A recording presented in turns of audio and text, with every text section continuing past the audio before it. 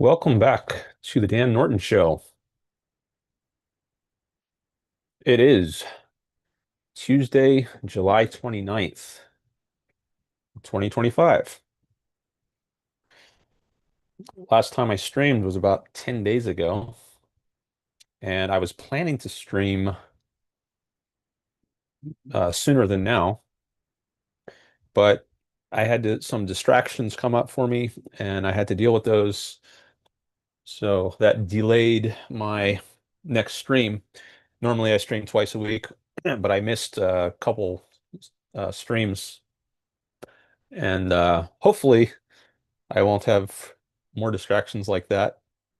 But anyways, I'm glad to be back doing some more promoting of Ayn Rand. That's what my channel is about. That's what I like to do on my live streams. I promote Ayn Rand's philosophy of objectivism, a philosophy of reason, egoism, and capitalism. And it's a show in which you can participate. So I invite people, whatever your level of knowledge is, to whether you know anything about Ayn Rand or not, you can participate in the show. You can just watch, but you can also be in the chat. You could type there, text me, and I'll reply at least to some of them.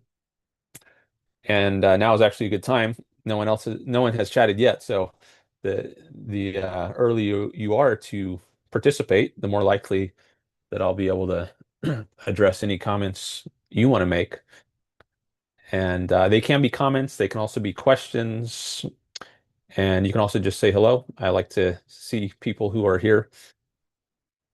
So um, that's one way to participate in the chat. You can also call in. I have a phone number and a Zoom link, which I have pinned in the chat. I'm going to pin it right now. So if you want to call in, then there are instructions pinned in the chat as to how to do that. And if I don't know you at all, I might want to screen your call first. There's a different number that I could put in the chat. But at least if I do have some familiarity with you, you can just click on those links in the link in the chat or call the phone number. So that's how the show works, and I have some things I could talk about, which I will talk about, unless there are things that you bring up in the chat. I want to give priority to people who are here live. So I want to engage with live viewers and live listeners. But if you don't have anything, like right now, there aren't any chats yet. Sometimes it takes a while for people to jump in. But I have some other things I could talk about some until there are some chats.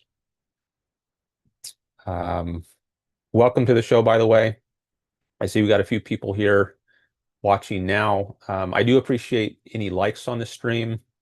That'll help my channel grow, help push it out in the algorithm. All right. So as for some topics I could talk about until I start getting some chats or calls, I can give you an update on my reading.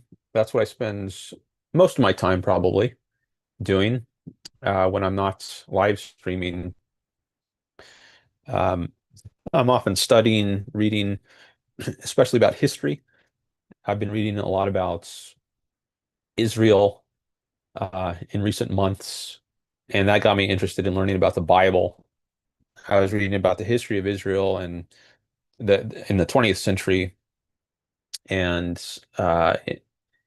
especially during the British Mandate period.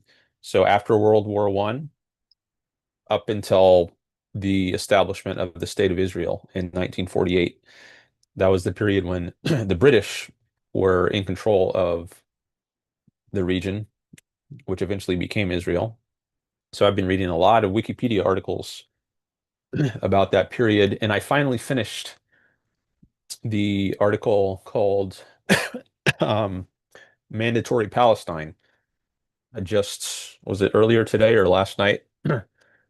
Um, Sorry about this. I'm sucking on a cough drop right now because I still have this lingering cough from last time. If you remember, it hasn't completely gone away. I think it's at least a little better, but that's why I'm sucking on a cough drop.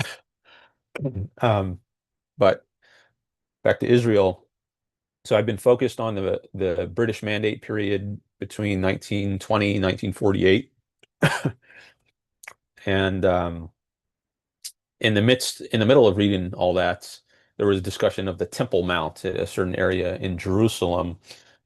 And that led me to be interested in the more ancient history of the region. So a couple months or something ago, I started reading the Bible from the beginning, the Hebrew Bible, the book of Genesis, and then the book of Exodus, book of Leviticus. I think that that might have been the one I was in the last time I gave an update on my Bible reading. Well, I finished the book of Leviticus. That's where you get all the rules about um, the sacrifices you need to make. Like you have to sacrifice a goat or something to appease God, and who's going to be in charge of the tabernacle, which is the movable temple that the Jews had when they were wandering around on their way back from Egypt, to which they were where they were made slaves, and then they were led out of Egypt in the book of Exodus, and then once they're in Sinai, that's where they get the Ten Commandments handed down by God. Um,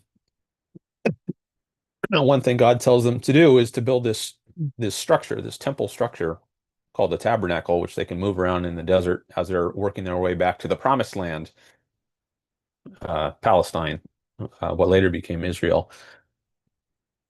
So I read about all the rules on the priesthood in the book of Leviticus, and then I started reading the book of Numbers. That's the fourth book of the Bible. And in Numbers, it's called Numbers because the number of people is given. So there's a census taken of all the Israelites and the different tribes, how many people are in each tribe.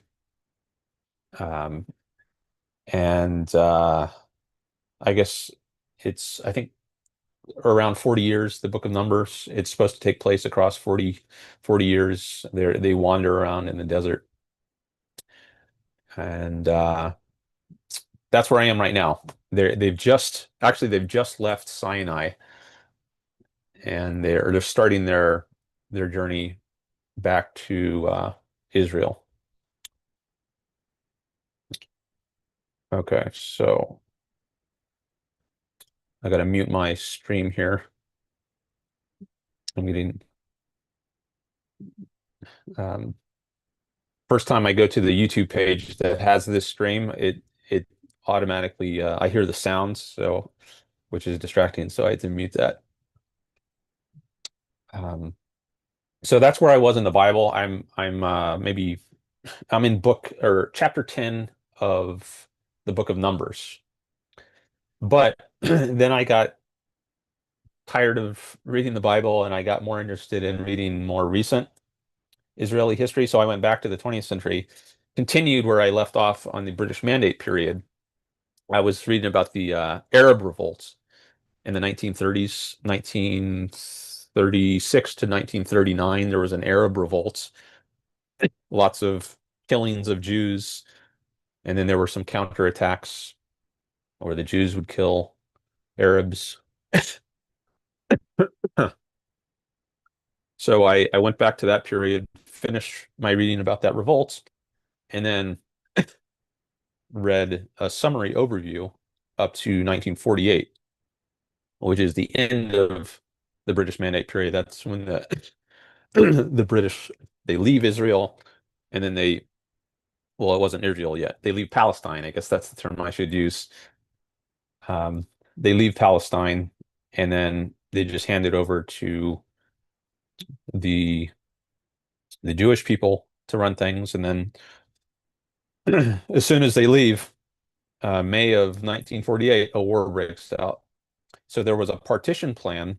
The United Nations had decided or had passed a resolution as to what's going to happen after the British leave.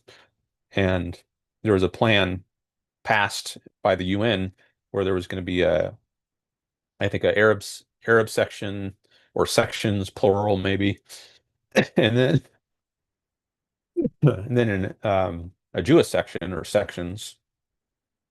But the Arabs didn't want that. The Jews, I think the Jews went along with that, at least temporarily. I think they had longer run ambitions to take over more than they were given in the initial partition. But at least as a starting point, they said, all right, for now we'll take our partition and live there. But the Arabs weren't going along with that, so they started a war 19, 1948, right when the British left. I think like the next day the war broke out. So that was the Arab-Israeli War, the first of several Arab-Israeli wars. Uh, so I read a summary overview through the mandate period 19 1920 to 1948, but I want to read some more articles in that period. For example, the King David Hotel bombing. Um, that I forget exactly what year that was. Maybe was it 1946? Um, I'm going to my list here where yeah, 22nd of July, 1946. King David Hotel um, was bombed. I don't remember exactly where in Palestine what that was. Um, oh, in Jerusalem. Okay. So there were the British were still there, 1946, right? Because they didn't leave till 1948. And some of the Jews were fighting against not only the Arabs, but also the British, because the British, I guess the Jews thought the British were being too appeasing of the Arabs, or and not letting Jewish people immigrate, or there were restrictions on Jewish immigration. I think that was one of the issues that led many Jews to be upset with the British. So there were caps on how many Jews, who were many of them, they were just coming out of the Holocaust, right? But it was difficult for many of them to immigrate to Palestine, and this is something that got many Jews angry, and so they attacked the British, and they bombed this hotel, the King David Hotel, where one of the Jewish offices was. The hotel was the site of the central offices of the British Mandatory Authorities of Palestine. That's what it says on Wikipedia. So there are these more detailed articles as opposed to just the overview article about the whole period, 20 to 48. Now I'm digging more deeply into some of the specific events in that period, like specific bombings and massacres. So I'm focused on the last several years, maybe like 1944 to 48, and what happened in that specific range. That's what I think I want to focus on next in my reading about the history of Israel. All right, let me come back to the chat, see if there's anything in there. No, don't see any chats yet. But I see more likes. Thanks for the likes. Appreciate that.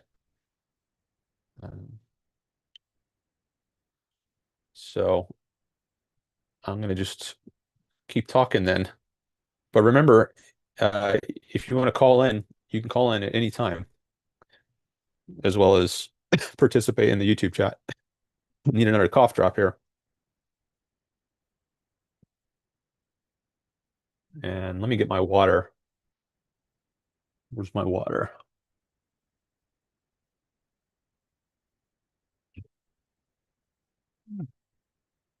Okay. Fortunately, I think at least some of the coughing is filtered out by my headphones. You don't hear a full cough. Um,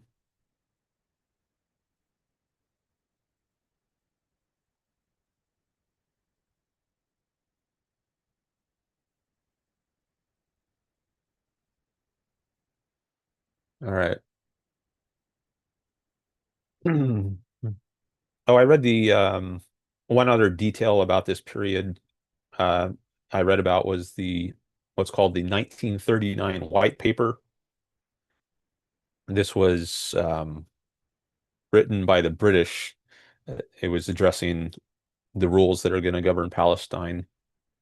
And I think that was a paper in which some of these restrictions on immigrants that I mentioned were laid out. Um, so I think many of the Jews were not happy with this policy paper that the British had written. Okay. So I guess I could go into some more details about my reading about Israel. Oh, actually, there's one thing I thought good to read, just a paragraph to concretize um, the British and some of their actions that angered the Israelis. So let me find that paragraph. So that would have been, oh yes, that's in the that was in the article called Aliyah Bet. So the way that's spelled, Aliyah is the Israeli or the Hebrew word for immigration, and there was legal immigration and there was illegal immigration, just like we talk about today a lot in the U.S. You've got illegal immigrants and legal immigrants. So the Hebrew terms that were used for these were uh, Aliyah A and Aliyah B, or more exactly, Aliyah Aleph and Aliyah Bet, which sounds like the alphabet, right? So I guess the letters A and B in Hebrew are pronounced Aleph and Bet. So Aliyah Aleph is that refers to legal immigration, and then Aliyah Bet is illegal immigration. So there's an article called Aliyah Bet, and in that article, I found this paragraph, which I want to read to you. There was I guess I need to explain one other term which appears in this excerpt I'm going to read. It's just a sentence or two or three. There's a term hapala, which I think is the term for oh, Aliyah, by the way, that's spelled Aliyah. I don't know if I pronounced that correctly, but that's how it's spelled. But there's this other word, hapala, which again, I don't know Hebrew, so I don't know how to pronounce that, but it's spelled H-A apostrophe A-P-A-L-A. Oh, it looks like it's a synonym for Aliyah Bet. That's what it just told me in the AI overview. So it means the same thing as illegal immigration. So the AI overview says Hapala, also known as Aliyah Bet, refers to the illegal immigration of Jews to mandatory Palestine during the British Mandate period, specifically between 1934 and 1948. This movement was a direct response to the British restrictions on Jewish immigration, particularly after the 1939 White Paper, which severely limited the number of Jews allowed to enter Palestine. So my memory was correct that one of the issues in the 1939 White Paper was the restrictions on Jewish immigration, which the Jews did not like. And I just want to read this paragraph so you can see the extent of the British actions countering Jewish immigration. So here's the quote that I wanted to read you from the article on Aliyah bet, illegal immigration. Quote, the pivotal event in Hapala, the illegal immigration program, was the Exodus incident. Exodus is the name of a ship. I guess that's the ship that was being used to transport illegal immigrants to Palestine. So the pivotal event in Hapala program was the Exodus incident in 1947. Exodus was intercepted and boarded by a Royal Navy patrol, that's the British. Despite significant resistance, passengers from Exodus were forcibly returned to Europe and eventually put in camps in Germany. This was publicized to the great embarrassment of the British government. So um, there are people boarding ships hoping to get to escape Europe, where I think some of these passengers had just survived the Holocaust. And the British are intercepting these ships, turning them around, and making some of them go back to Europe, at least. I think there were juicier examples. I was remembering something that I thought was more interesting than this quote that I just read out. Um, but anyways, that gives you at least a little flavor of what was going on. So I think this angered me that to learn about how the British were turning away people. I think because the Arabs complained that the Arabs in Palestine were saying, we can't handle all these. If you keep allowing these Jews, they're gonna dominate us. And the Arabs were saying they felt like it was a threat to them for these Jews to be allowed in. And I think the Brits, who were trying to sort of be a balancing force between the Arabs and the Jews, were trying to make some accommodations to both sides. And one of the ways they accommodated the Arabs was to um, not allow as many Jews into Palestine,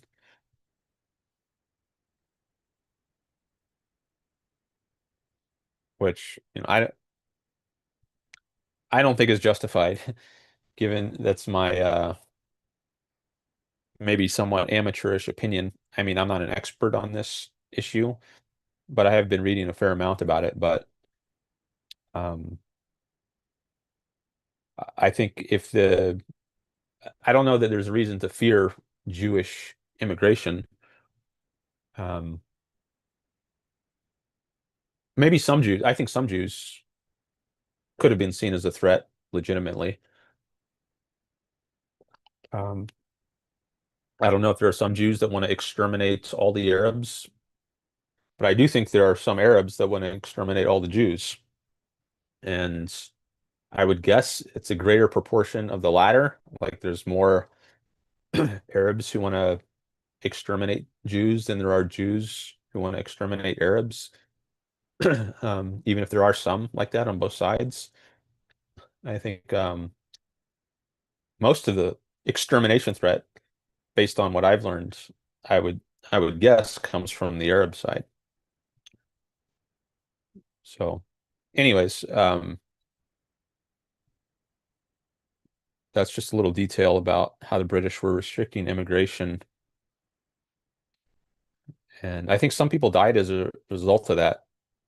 Like when they were sent back to some place and then maybe persecuted where they came from. I don't remember.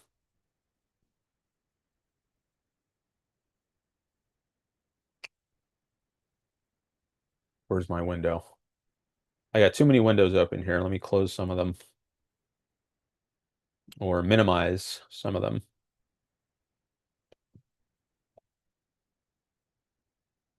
All right.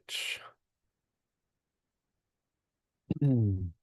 I am streaming at a different time today. I'm not sure, or in a different day also. Normally, my normal schedule, which I stuck to for maybe like 3 or 4 months, very consistently, I was streaming Wednesday and Saturdays at 1 p.m. Pacific.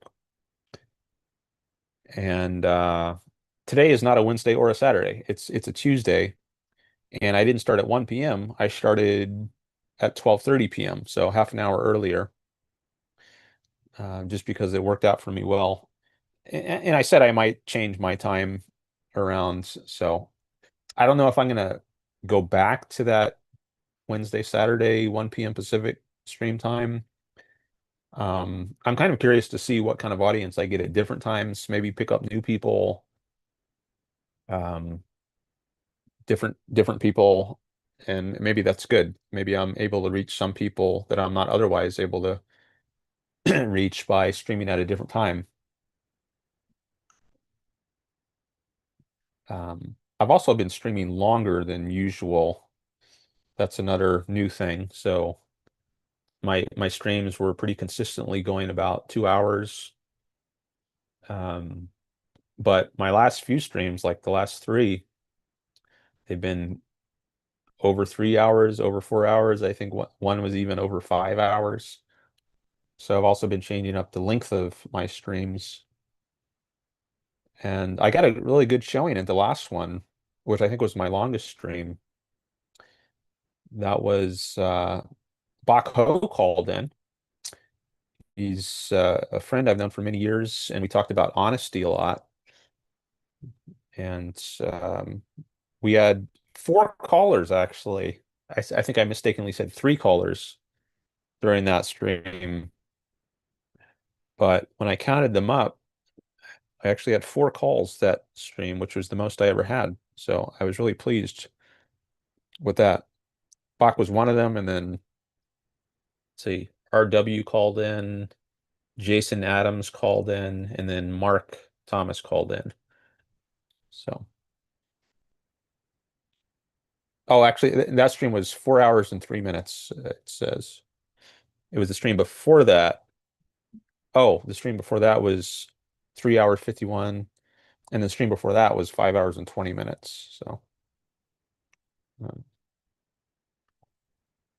all right. So I've given you an update on my reading, and next, I thought one other thing I could do during the stream is talk about some social media posts that I recently did. So I like to go on X, formerly Twitter, and post things or reply to things that other people post. And I thought maybe I could go over I could actually do some replies real time here during the live stream because I made some posts. I did one on Facebook earlier today on the Democratic Socialists of America page. Um, and I got a lot of replies to my post. Well, when I say post, I mean a comment. So I made a comment on a post, and then a bunch of people replied to my comments. So I thought maybe I could go through those replies to my comments and reply back to some of them in real time here. And that might be fun to do. Could give you some insight into my thinking process, how I engage on social media. And I could also do this on X, which has been uh, quite good for me recently. I've been getting a lot of new followers, although I think many of them might just be bots or not really interested people. Because I click on the profile of these people who I see are my new followers, and a lot of times it'll say like they're selling crypto or something, and it doesn't seem like if I take a look at their profile, it doesn't look like there's no indication they really have an interest in the kinds of things that I talk about. I think they might just be randomly trying to follow people in order to get some kind of engagement on their crypto scheme or scam or whatever they're selling. Maybe it's legit. I don't know, but it seems like there's a lot of those sorts of followers. Um, so I don't know what percentage of my followers are actually genuinely interested in the sorts of things um, I talk about. But anyways, I have been getting more followers recently, and my posts have been getting more than usual views. Um, so I thought maybe I could go over some of that. Oh, see, we got some chats here. All right, so uh, Uzi Geiger is the first chatter of the day. And then it says in parentheses next to Uzi Geiger, vile man, VIAL. He says, hi, Dan. Any way you can enable joining through Zoom web seems like the option is off for your meeting. I have no clue how to enable that. I don't know why the option is off, but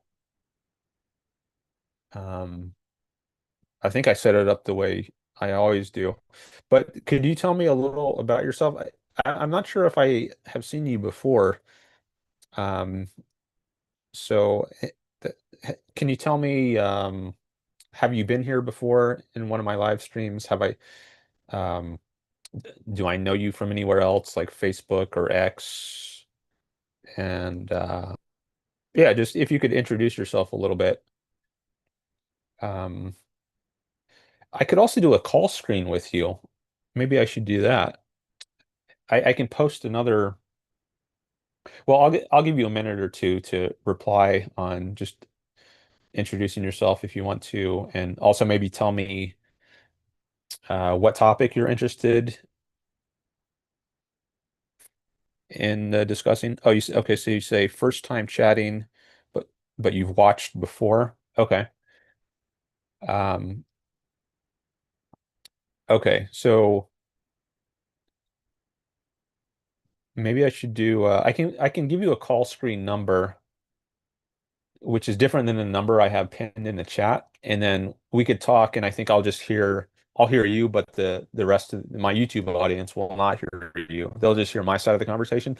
And I can just talk to you for a minute and get to know you a little bit and see if it seems like we should do a live call on YouTube. You want to try that? Um, maybe I'll give you a minute. Jason Adams is also here in the chat. He says hello or hi. Hi, Jason. Yeah, I like it when people say hi, even if you don't have a comment or a question. If you just say hi, I like that too. It lets me know who's here for one thing. I'm interested to know who's watching. But of course, some people, I guess they like to be anonymous, maybe. Um, and that's okay. That's fine. Let me pull up my Google Voice page. I use Google Voice for my call screening, which I rarely do, but in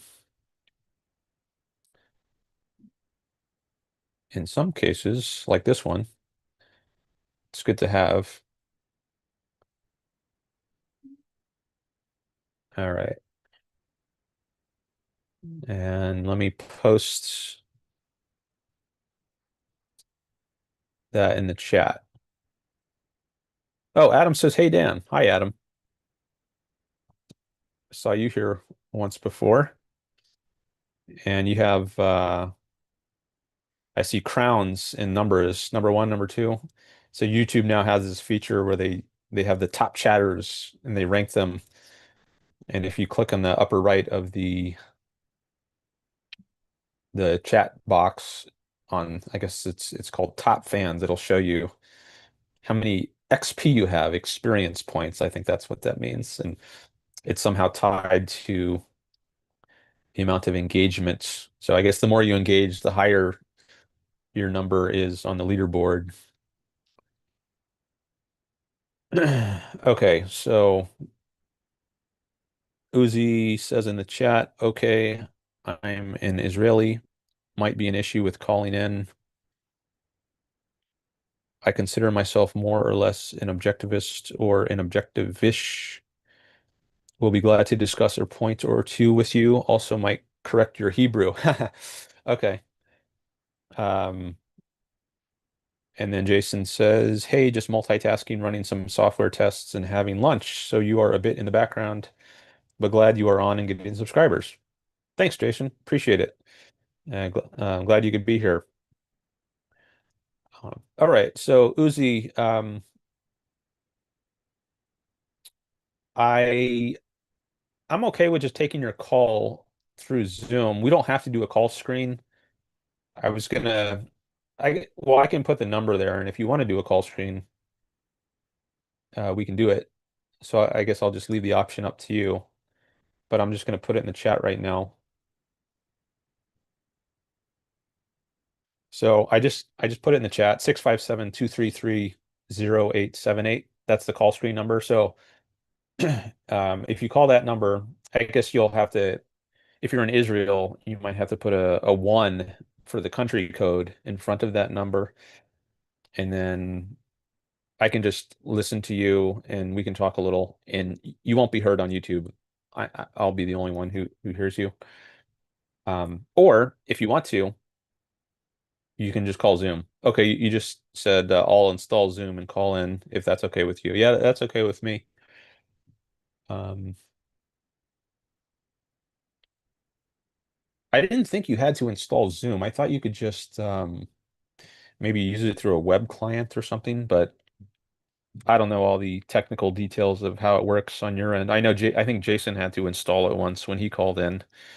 Once Jason called in and he was on he was on two lines, like he called in by phone and also by the Zoom link because I guess he was trying to get both methods to work simultaneously. Um, okay, but so I'll give Uzi can work on installing Zoom.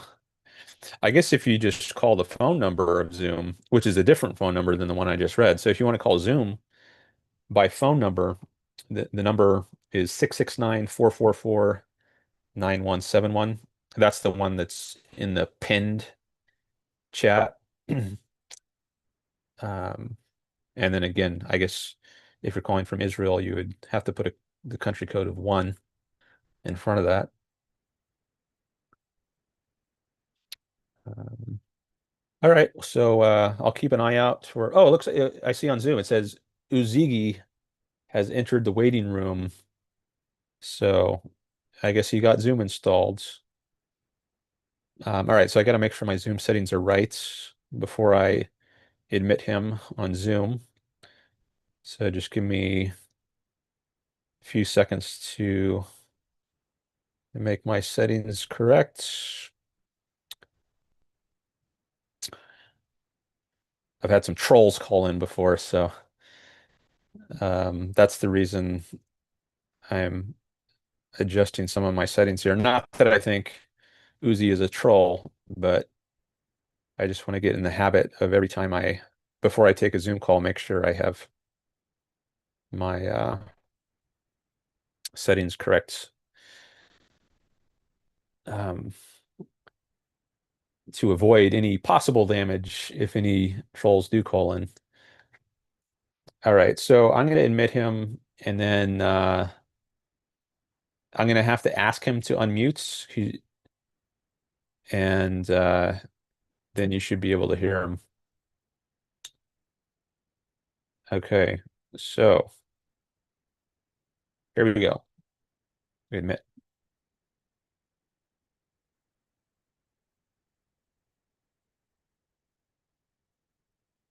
All right. He is now in the Zoom room, and I will hit the ask to unmute button in just a couple seconds. Second. Hey, Dan. Hello. Yes, Yeah. I can hear you. So Okay, this just a is, second. I will echo from YouTube. oh yeah, you might have to Yeah, okay. mute some of your YouTube stream so you don't get that echo. Yeah, okay. Now we're online and everything is fine. Thank you. Nice speaking with you. All right. Yeah, Uh, nice to speak with you. So your name is Uzi, is that how you say Uzi. it? Yeah. Uzi, That's how you say it. UZI. It's yeah, it's just like the Semi-machine gun, I was told, and it is indeed that, but it's called after another Uzi, not after me, so that's fine. Uh-huh. Yeah. Anyway, I just had to call when you started talking about Aliyah, Aleph, Aliyah, Bet, and Ma'apilim. But I did want to call even before that because, well, because of objectivism and not because of Israel. Yeah, Aliyah is Okay. just Yeah. that part. To close that, Aliyah is rising up. It also refers to immigration of Jews to Israel, but it's rising up or an upwards inclination. You can actually say I just dove up in Aliyah, like that's an upwards inclination. And Ha'apala, Aliyah Aleph, Aliyah Bet, Aliyah Gimel, etc., which are just numberings. Well, it's in letters, but it refers to numbers, are waves of immigrations, and Ha'apala is the illegal one. It also means climbing up a mountain by foot. So, like a harder type of rising up, I guess. But Mm. that's yeah, a bit Interesting. harder. Just hold on for 1 second. I just want to hear your.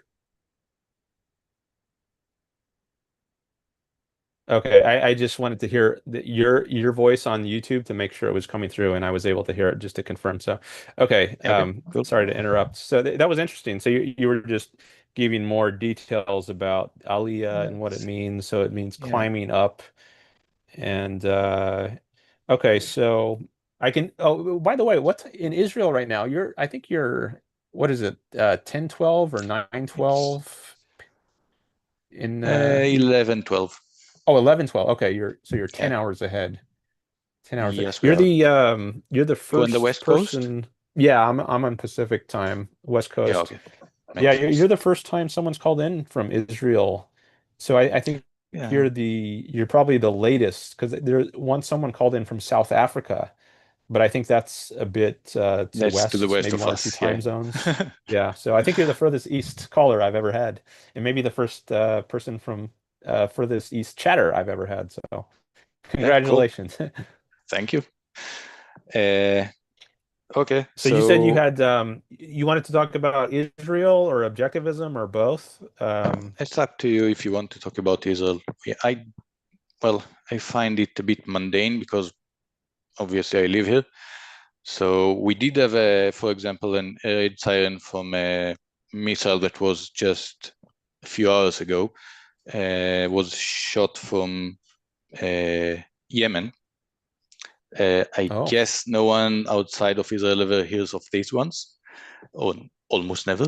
They are not daily occurrence, but currently we have about 2 a week, and usually they're intercepted outside of Israel at all. Like, I guess out of in space, but I'm not completely sure how high they are intercepted. We do need to get into our shelters because of debris. Yeah, They the can debris. be, they have been lethal before. There was at least one case of a guy who was killed by a debris. Like, it's a huge piece of junk of a missile. It just fell on him in the middle of the street. Mm, In this case, he was a Palestinian in Hebron. I think it was one of the missiles that was shot by Iran. That was a few months ago, not in the last ones. mm, Uh, and so that actually showed everyone, and it looks like horribly comical. I don't know exactly how to call it, but it looks like like something from AI. It doesn't look real, but it was real. Just a piece of metal and a large chunk of metal falling on someone from the sky. Just horrible. Uh, mm. so yeah, that kind of showed everyone that yeah, you do need to get into the shelter when such things happen, even if there's no warhead, there's nothing but pieces of metal just falling from the sky. Yeah, that's not good. Yeah. You reminded me of I don't know if you're familiar with Yaron Brook, Yeah, but of course. Hmm. yeah, okay. So I remember once there was he was I think he was on the phone, or maybe he was texting with his sister, who is, I guess she's still in Israel, and I think there were air raid sirens going off, and as he was doing his show. So you said one just happened a few hours ago. So if I started a few hours ago, I guess I could have had one on my show too. Not that I'm trying hoping for that, but yeah, it was just another vivid moments in his show. Well, I'm glad you're safe, and I hope you stay safe. Yeah, And thank you. Yeah, we are. Okay, so so I'm let's go curious, to did you objectivism. how did yeah, just one other thing first. I'm curious how you Mhm. heard about my show or when you heard Oh, about it. so you had that, how is it called? Chat when you, super chat, super chat at your own book show that you paid, I think, $20 for him to call out your show. And I said, okay, so that sounds like a cool show to listen to.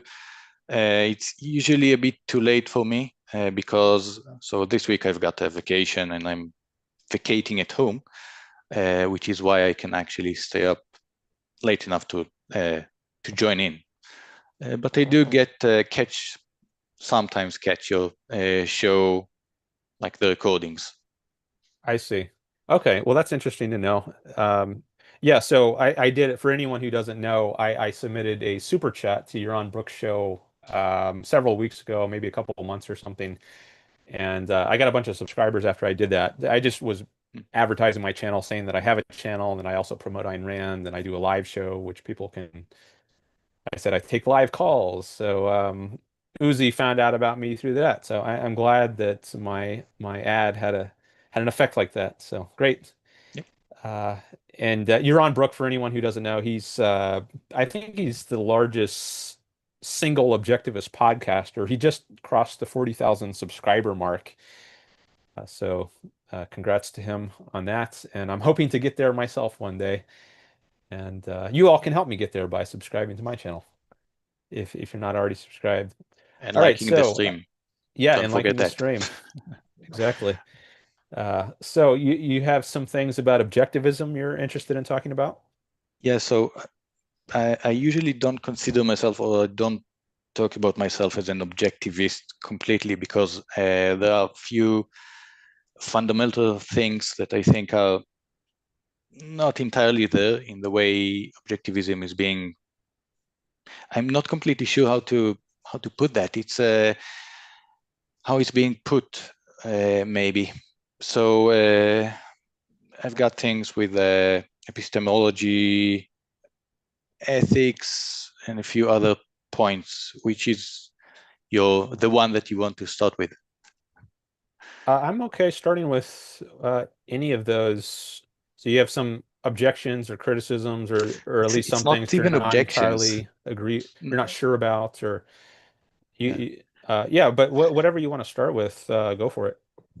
Okay, so let's go for it's not even objections. It's not really objections, just an odd point of view. So there's let's start with ethics. Okay, I Okay. think it's not the most fundamental one, but that's, I think, maybe the most important one. There's a point where Ayn Rand roughly defines ethics as the science of what man needs to do in order to live, more or less. I don't remember precisely how it's defined. So the definition of ethics is something that is not usually used by the rest of humanity, because the way that she defines it is a bit of a change to the definition. Now, I don't think it's wrong, but I think the way it's being presented because of that is just unacceptable to other people. So that is a bit of a hindrance. And just like, when people say, there's that point when people come and say to objectivists something about that being wrong, and there's an objectivist answer, more or less. It is, okay, you can go and crawl into your cave, and because you don't really believe what you say because you live in the current technological world, and you don't actually want to go back to living like a caveman, but your ethics, your morals are actually leading you there. So go and crawl under the rock that you came out of. and it doesn't really help. I did hear that, not from objectivists online, from like real world ones. And while it's correct, it's not really helpful. So the thing is, how do you define ethics? Because most people define ethics as it's not a science, but the field of defining, of finding what is right and what is wrong, right? Morally right and morally wrong. And I think that is enough of a definition that you can actually get to Ayn Rand's definition from that, because if you're logically consistent, and in order to do stuff, it's about doing, right? It's a human endeavor, and it's about what is correct and not correct to do for a human being. That must be part of the definition. Are you okay with that? So I have some thoughts about all of this, and maybe the main thought I'm having is I wonder if this is related to the issue of two definitions, or the principle of two definitions, which Leonard Peikoff, one of Ayn Rand's students, her top students for many years, who wrote this book, Objectivism, the Philosophy of Ayn Rand. In a lecture from 1996, I believe, he discusses that there are certain concepts like value for which there are two different definitions, a generic sort of definition, and then what you might call a name brand or objectivist definition, analogous to the way with drugs, pharmaceutical drugs, there's a generic version and then there's a name brand version. Well, likewise, there's certain concepts like with value, a generic definition or characterization might be the the formulation which Ayn Rand gives in the Objectivist Ethics. A value is that which one acts to gain and or keep. But then you might say, well, what if someone is uh, going after heroin or alcohol, like to the point of getting drunk and ruining their lives? Like, are they pursuing values? Well, they're going after something. They've got this drug addiction or this alcohol addiction, so they're going after things. But are they really values? Well, maybe in this generic sense, but in a more specific sense, or this name brand or objectivist sense, after you've brought in more of the objectivist theory of what a value is, when you've tied the concept of value to the concept of life, which Ayn Rand does in the Objectivist Ethics, then you have a more sophisticated or developed understanding of what it is to be a value. It's not just anything you have to gain in or keep. It's something which promotes your life, and that becomes the standard of value. In if you're in this more sophisticated context, then you can rule some things in, some things out as being values. So in that context, you might say, well, going after the drug addict who is pursuing heroin is actually not pursuing a value.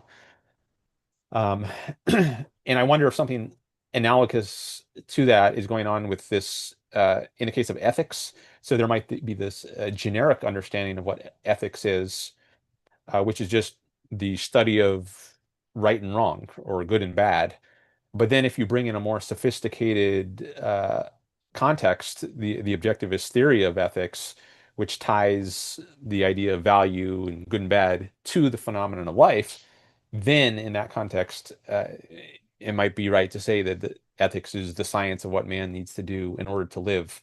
I'm not sure where you got that quote from, but it does sound like something Rand might say somewhere. So I think maybe that's what's going on. That's my initial thought, but I'll pause there.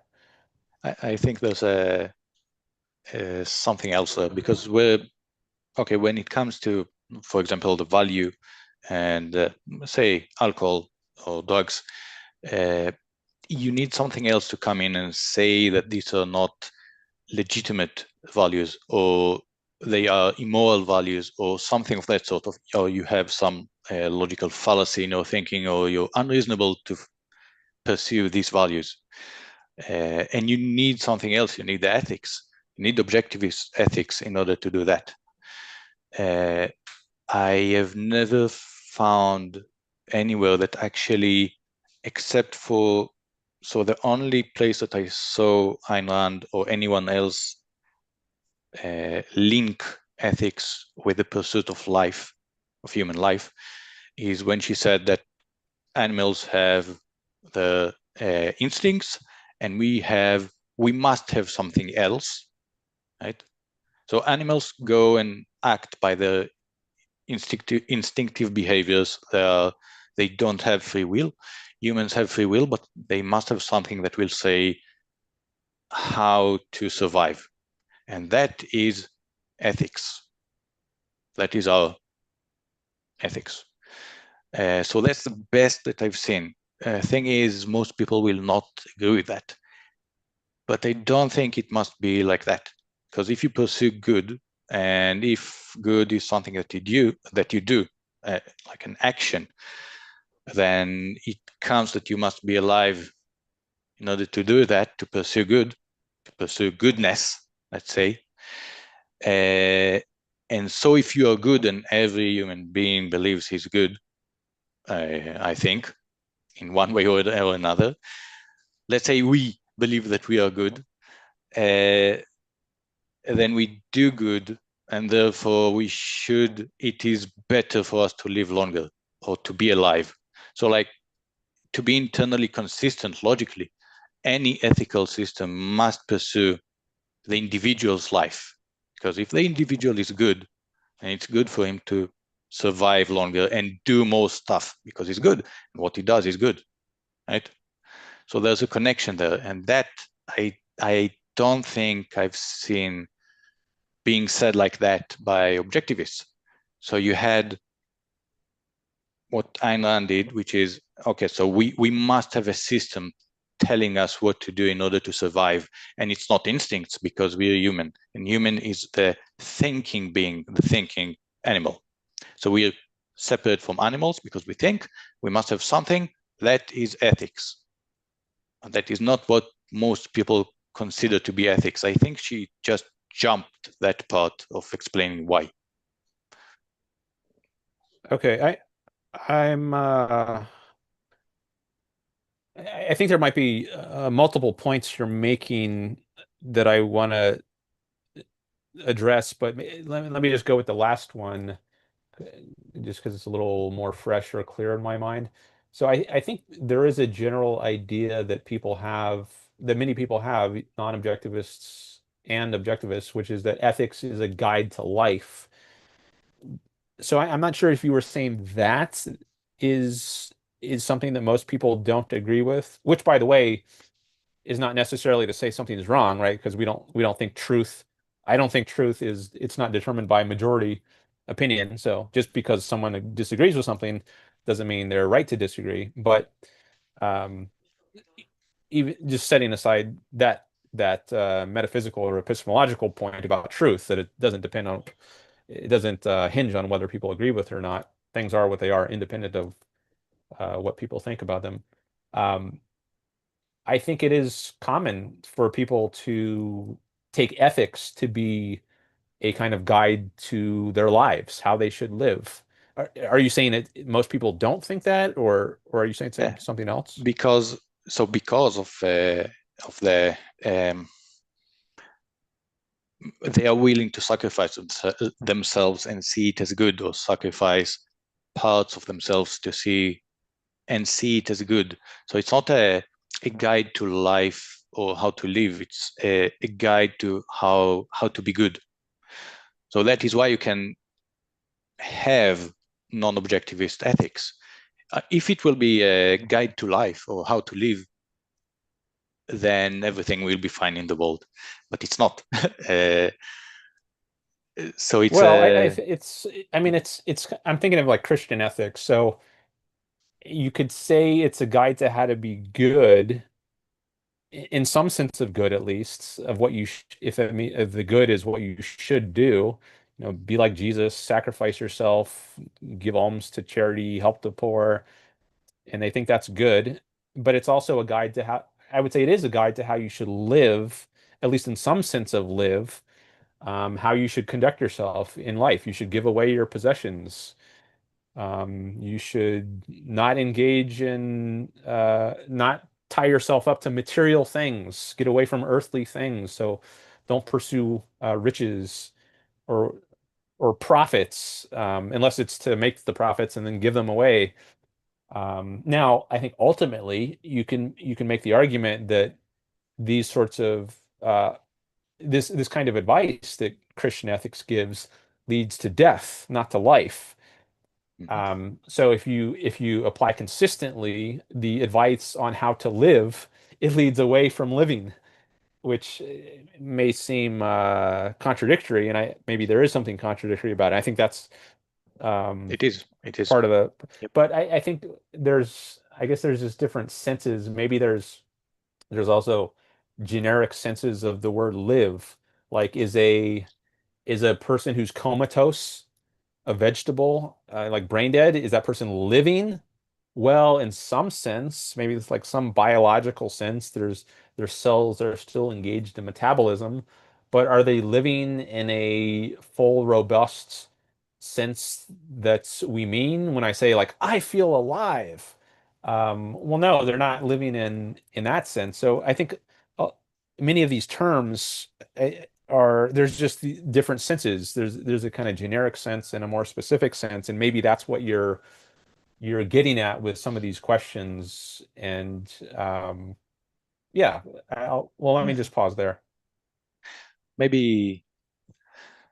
Okay, so the word to live, a guide how to live. That is again, it's a loaded word, because what you actually mean is not how to live, but how to act. It's a guide on how to act and what actions to do. Do you hear me? Because it looks like, yeah, okay. Yeah, I was just checking So the chat for a second. I don't know if you heard a glitch yeah, or I don't something want like to that. take too much time of the show. If you are other Uh, listeners. no, it's fine. I just sometimes I like to look back at the chat to see what's going on, but I don't see anything else going on in the chat. Sometimes I'll read somebody's comment if especially if they're commenting on what we're talking about, but Oh I don't yeah, see of course. any new comments right now. And I Okay. don't have anyone else calling in. So you're welcome to stay and we can keep chatting. Thanks. I do appreciate the likes though. I see that we had some more likes on this stream.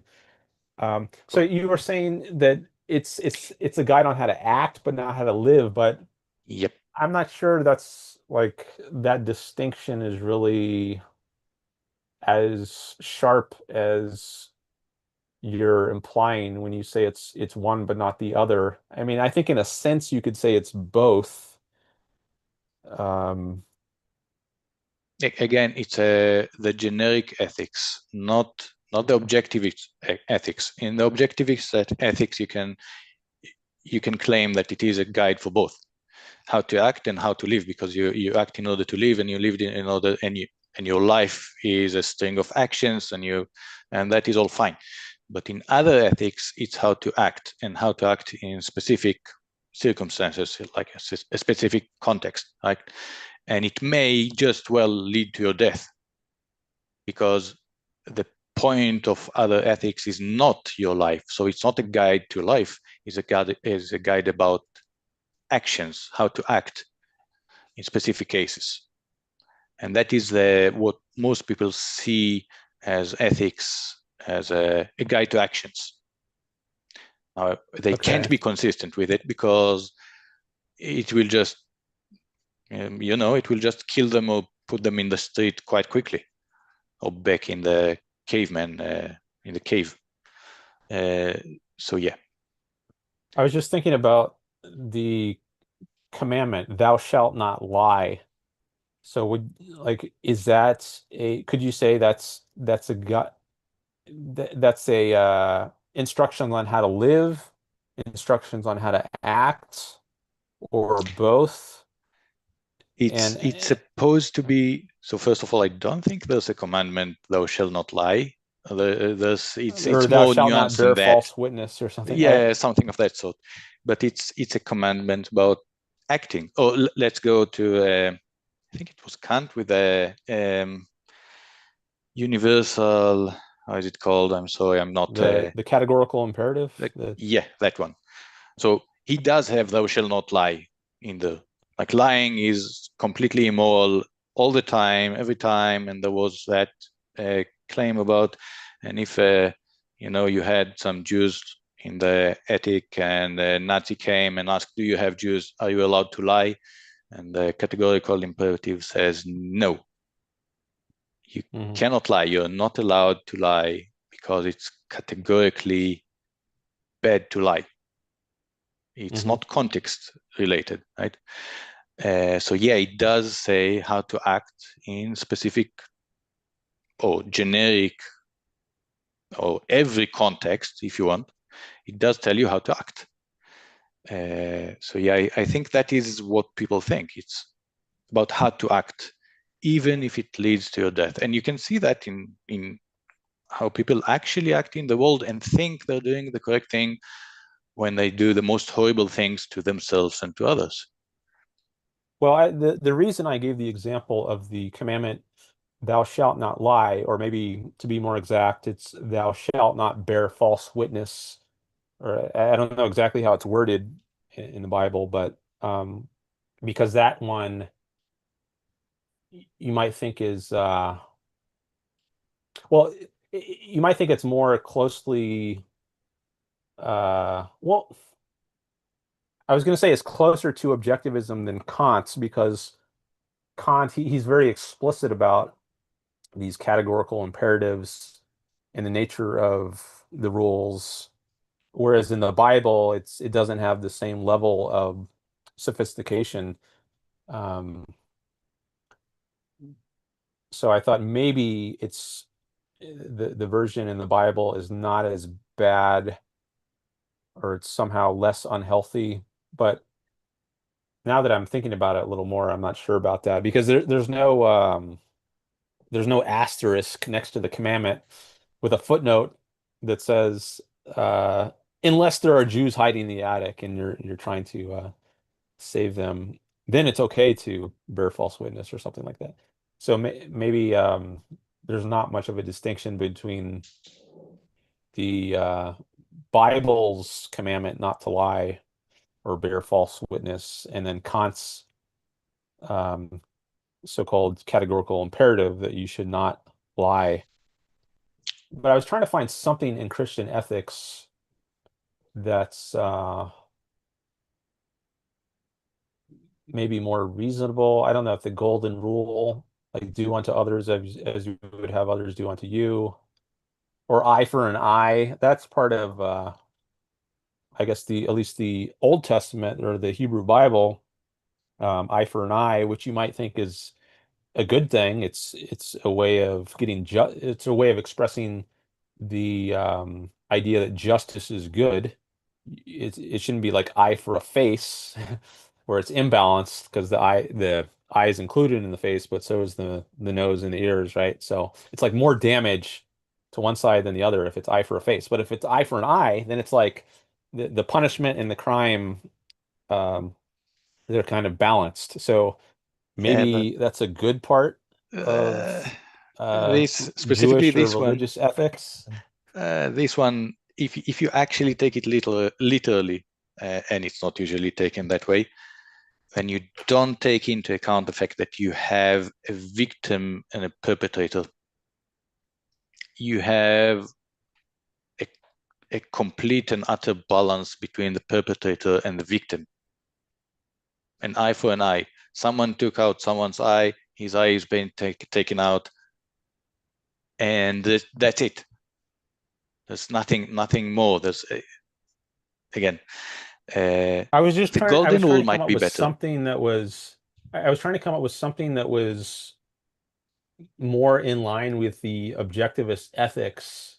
And then I was going to ask, well, is that a guide to life or is that a guide to action? Because you were drawing a distinction between those two. And I was thinking, well, what about for some of the good things or some of the things that objectivists might call good that you would find in the Bible, even if it's only maybe in an out of context way that they're good, but aren't there at least some good aspects Yes, thou shalt of not steal.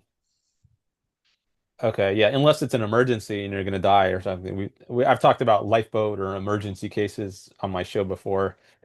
But yeah, we maybe we could take that as an example. Thou shalt not steal. Like, is that a guide to life, or at least one thing you should do in life, or is it a guide to action, or is it both? I s- my I I kind of want to say it's both. And I don't think you really need to draw a distinction between guide to life and guide to action, at least in this case. Okay, in this case, because what this actually does is, first of all, it's a guide to non-action, because it's a negative commandment. So do not steal, do not do that. But also, in a way, defines property rights. That is the basis of property rights. So you cannot have thou shall not steal without property rights, and you cannot have property rights without thou shall not steal. So in a way, yeah, it is a guide to life, and it is part of the Jewish ethics, the Christian ethics, and other ethics. But the ethics itself is not only such things. It is also calls to actions and specific other things that are very much not guides to life. They are just guides on actions, what to do, what not to do, regardless of life. Live or die doesn't care. The ethics doesn't care about that. It might even be good if you die for a cause. Do you know the story of Samson? It's part of the Bible. I don't He's remember it if I ever venerated. did. There's I probably read it. a I think I read it. I read the whole Bible, but I don't remember that particular story.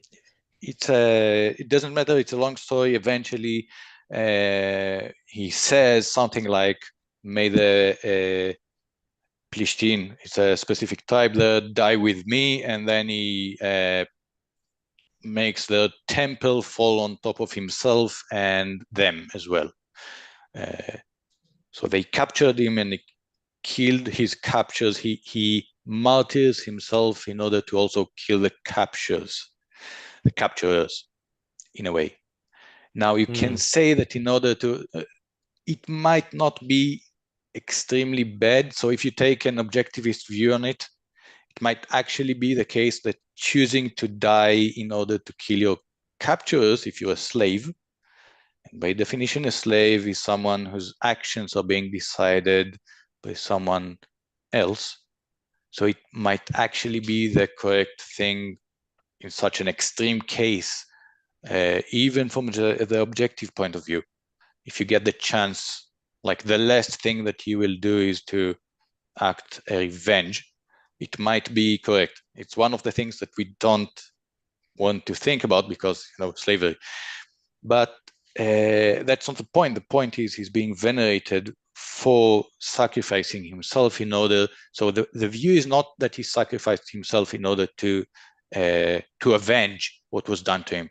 It's that he sacrificed himself in order to save the people, the Israelites. So, and that is, he's being venerated for that. So martyrdom. And it is part of their ethics. It's, it's not, there's not a commandment on it, but there are other places that there are very odd commandments in the Bible. I can tell you about some of them. I'm not specifically religious. I'm very non-religious, but I can tell you about every 7 years you're supposed to, all the debt in the world is supposed to be released, like wiped off. All the debt in the world. It's not being done because it's insane, and people know it's insane enough in order to not actually act on it. But it is in the Bible. It is part of the ethics of the Bible, release of debt. And yes, I guess some people will say it might be good if they did it, but yeah, I guess it's going to be hell if anyone actually acts on that. So I'm curious if this is this point about like defining ethics as the science of what man needs to do to live versus what he needs or how he should act as opposed to how he should live. Is this the main issue that you had or that you were with the ethics, or was there anything else relating to the ethics? Yes.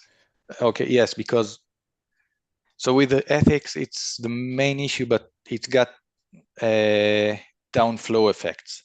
Because if you actually say that in order to define ethics as the science of how to live, how to act and live, which is what objectivists do, like, because your ethics is to live. That is objectivism in a nutshell, right? You put it all into a synchronized action. Your actions are to live, and you don't do actions in order to die for someone else. You don't sacrifice yourself. If you do that, and there are downstream effects from that, going to politics, because politics is downstream from ethics. So if you actually say that in order to do that jump, what you say is ethics is the science of acting or how to choose to act good. And you can only act if you're alive. So in order to act, to be better, you must be more alive and act more, or choose, or the science of choosing right, let's say. So in order to choose more, you must live longer, live more, have more choice, right? And if you choose correctly, then you will do more good. That is the in a nutshell what I mean. So in order to be logical, this is the logical outcome of even stating that ethics is the how to choose, a guide to choosing or a guide to acting. If it is, or acting good and choosing good. If it is, the point is maximizing goodness, then you must live longer. You must live more. You must have more freedom of action. If you have more freedom of action and you're good, then you're gonna do more good because you're gonna choose correctly. Is that okay? Okay, I'm wondering if what you're trying to do is this. You're trying to find a way to logically deduce that if you hold this generic idea, which many people do, that, or which you're claiming many people do, that ethics is a guide on how to act, that since action requires life, you have to be alive in order to act. Therefore, their generic position logically commits them to the Yes. view that ethics is about how to live. And so you're building a bridge from the generic idea, which many non-objectivists hold, to the objectivist view. That's what you're doing? That is what I'm doing. By the way, I'm sorry about jumping in every time. It's part of the Israeli culture. I will continue doing that. I can't hold it.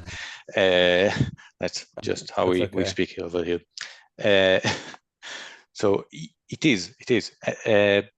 So the thing is, if you want to define ethics that way, or if you want to see ethics as a guide to life, to actions, and to choosings, choice, a guide to choice, and you want it to be logically consistent, then you get to the objectivist point. Okay?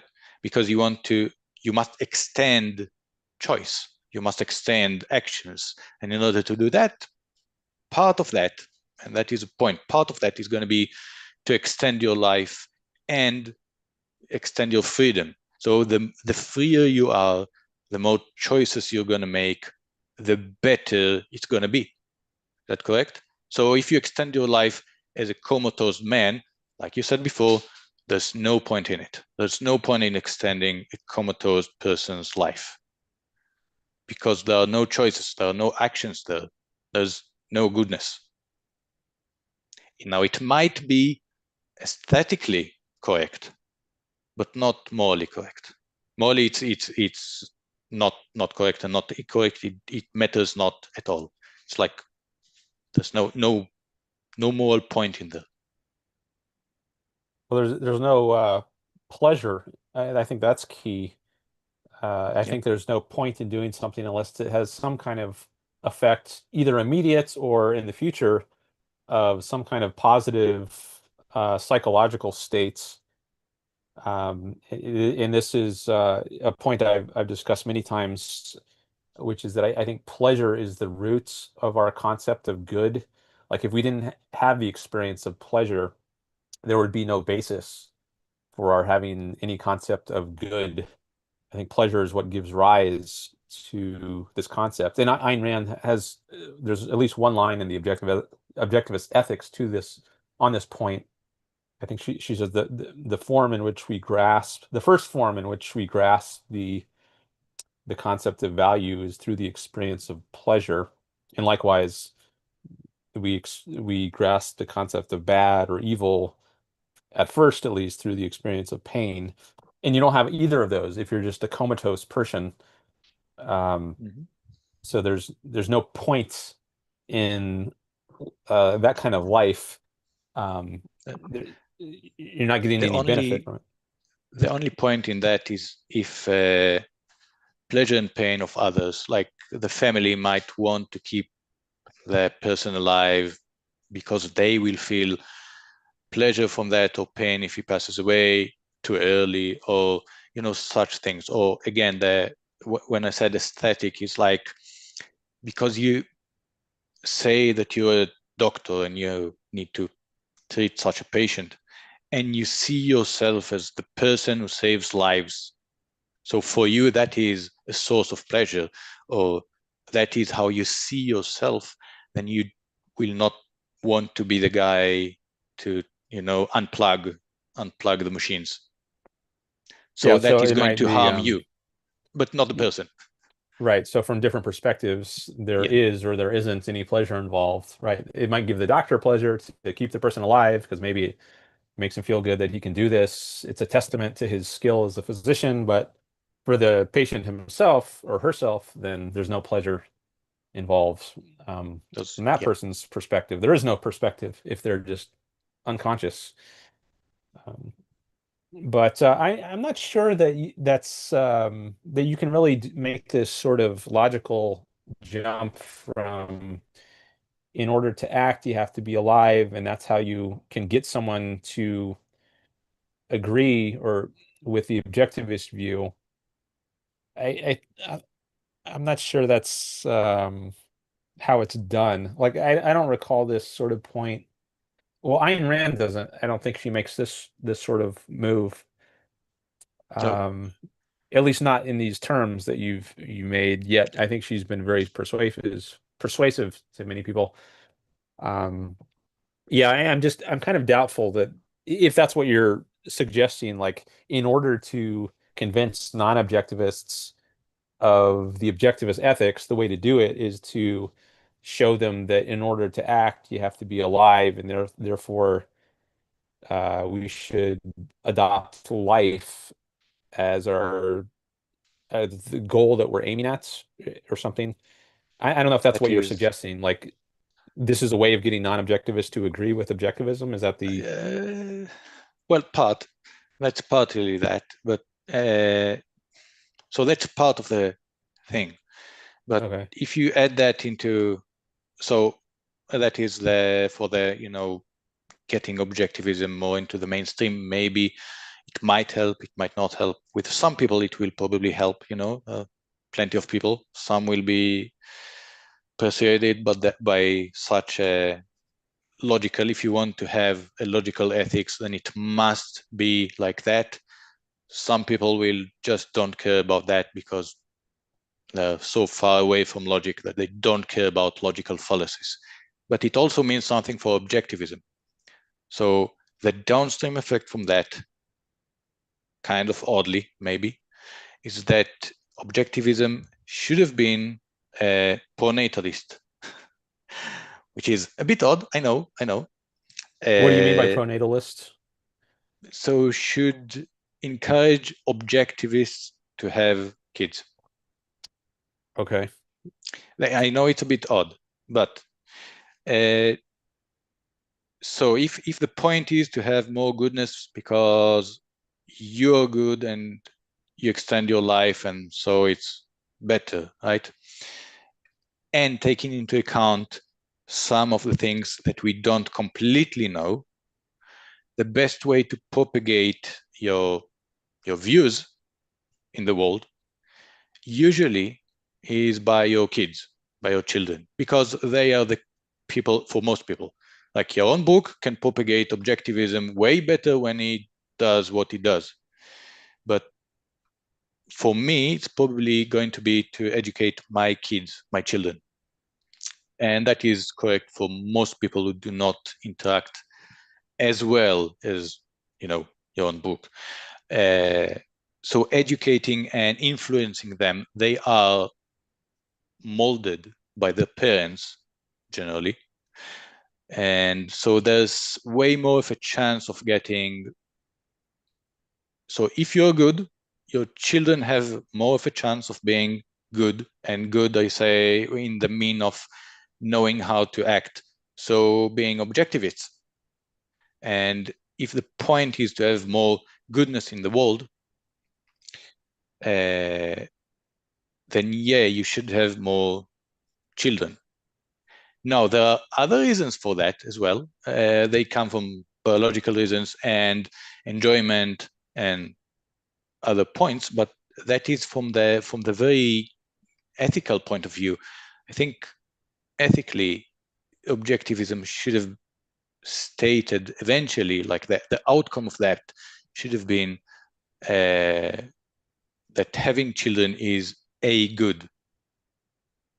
Again, Okay. contextually, of course, but contextually, it should have been generally seen as good.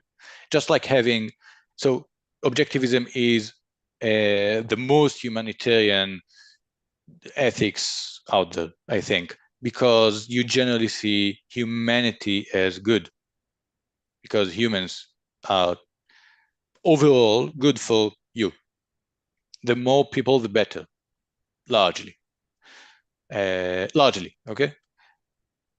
All right. So And can yeah, I jump in here for yeah, a yeah, second? sure. Um, I think something has gone off the rails if what you're saying is that objectivists should be in favor of, like, if everyone should have children. I don't know if that's what you're saying. You can tell me in a second. But if what you're saying, if what you mean by pro-natalism is that people should have children, well, I guess my reaction is, well, I guess it depends on whether they think it would be in their own self-interest. Like if they think it would add to their own lives, make their lives be happier than it would be without children, then yes, I would agree those people should have children. But I don't think it's necessarily the case for everyone that children would make their lives go better. I think in many cases it would make their lives go worse.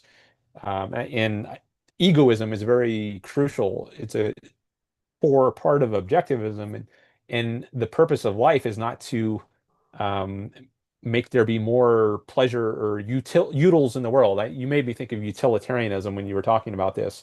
Like the point of life, of my life as an individual human being, is not to add pleasure to the world. It's to make my own life pleasurable and happy and go well. And if children fit into that goal, then I should have children, or at least try to. And if I judge that they won't, then I shouldn't have children. So I'm curious if you're saying that everyone should do this, should have children, and if so, what the reason for that is. Is the reason because it adds good to their own life? In which case I would argue, well, you're mistaken if you think that's true for everyone. Or is the reason because of some kind of utilitarian view that it just adds goodness or pleasure to the world, which I would even question that it does that. But what is the reasoning? So yeah, let me just so pause there. okay, it's not a utilitarian case. I'm not a utilitarian. I'm much more closer to objectivism, despite saying that. So no. It's not about that. It's about generally your life will be better if you generally, again. Why? Because it is contextual, as you said. It depends on specifics of each individual's life, of course. If your life does not fit with children right now, if, for example, a person somehow knows that he will not be able to be a good guide and a good parent to the kids, then he shouldn't have kids if he suspects that very much.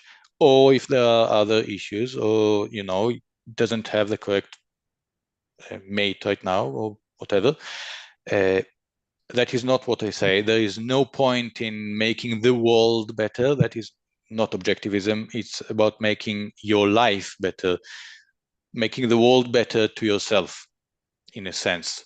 So, but eventually, for your own life, in the overall view, when you view it overall, it is going to be better if you have children, if you live longer, if you have children, and if they are good, if they are objectivists. So if you have children and they are objectivists, your life is going to be better overall if you look at the overall thing. Why? Because your children, I'm going to say something horrible, but you're going to sacrifice, in a way, some during the beginning years of their life. And the point is that if you are an objectivist and they are also objectivist, then there's a debt there that is being paid later on, right? So it's not sacrifice. It's what's the word? Investment. So children are your best investment overall. That is the point. You don't sacrifice for children unless, of course, you're Christian. Then you sacrifice for everything. But if you're an objectivist, then you can invest in children. Okay, let me I want to see if I'm understanding your view. Let's say that I'm I'm just very interested in my career, maybe like Ayn Rand. She chose not to have children. So you're just someone who's very interested in your career, and you know that children take a lot of time and money to raise, and you decide you would rather not have children. You would rather have more time to just focus on your career. Would you say that someone like that, like Ayn Rand, is making a mistake? Or would you say no, for her, she's made the right decision not to have children? Two people that you must differentiate. Ayn Rand, I don't know precisely the context precisely. She probably did not do a mistake because she did bring about objectivism, and I'll say that quite a lot of change. She made a lot of other people do good stuff, better stuff. That is what I see, right? Now, for you, if you're very interested in your career, okay, and if you're very interested in computer games, are you doing the correct thing? If you're very interested in alcohol and drugs? Well, let's just say I'm very interested in my career. I'm a dentist, let's say, and I just want to spend a lot of time getting a lot of patients, building my business, becoming a great dentist, and I just choose not to have children. Is there anything wrong with that? Again, it comes back to the question that you almost started with. Is there anything wrong with pursuing drugs and alcohol? It's an interest. It does give, joy specifically at the specific time, just like your career can do. It's not a long-term investment. Career is a long-term investment. How good relative to having kids? I'll say it's less good than having kids, but it's more satisfying right now. It is very much an addiction a lot of times for many people. Career is an addiction just like alcohol and drugs. It's not as bad, obviously, but it can be. Because if you lose on a part of life that is much more important overall, let's say, if you take the whole life, because again, you can't see the future, you can't know the future, you can't know the missed opportunities, etc., etc., etc. We only have one life.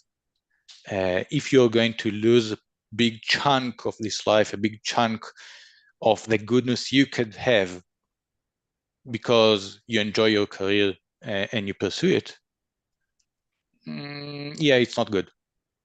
I'll say it's not the best way to live your life. Just as pursuing your career when it's the wrong career, and people do that as well. that's also bad. Okay, so I guess I want to come back to the chat in a second, but let me just say first before I come back to the chat.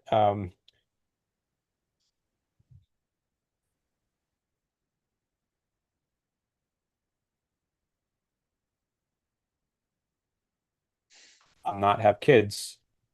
It's fine. I don't think, I mean, yes, you can pursue a career in an unhealthy kind of way, but I don't think there's any reason to assume that that's necessarily happening in a particular case. Someone just wants to focus on his career.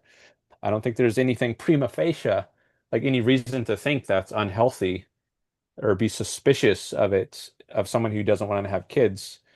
Um, but it seems like you have more resistance to that, and you think there is something suspicious, and at least maybe there are some very exceptional cases like Ayn Rand's where it makes sense not to have kids, but at least in the vast majority of cases, you think people should be having kids. That's kind of the vibe I'm getting. Maybe that's not correct, It's but so I guess I have much less resistance to just being to saying like not having kids is fine.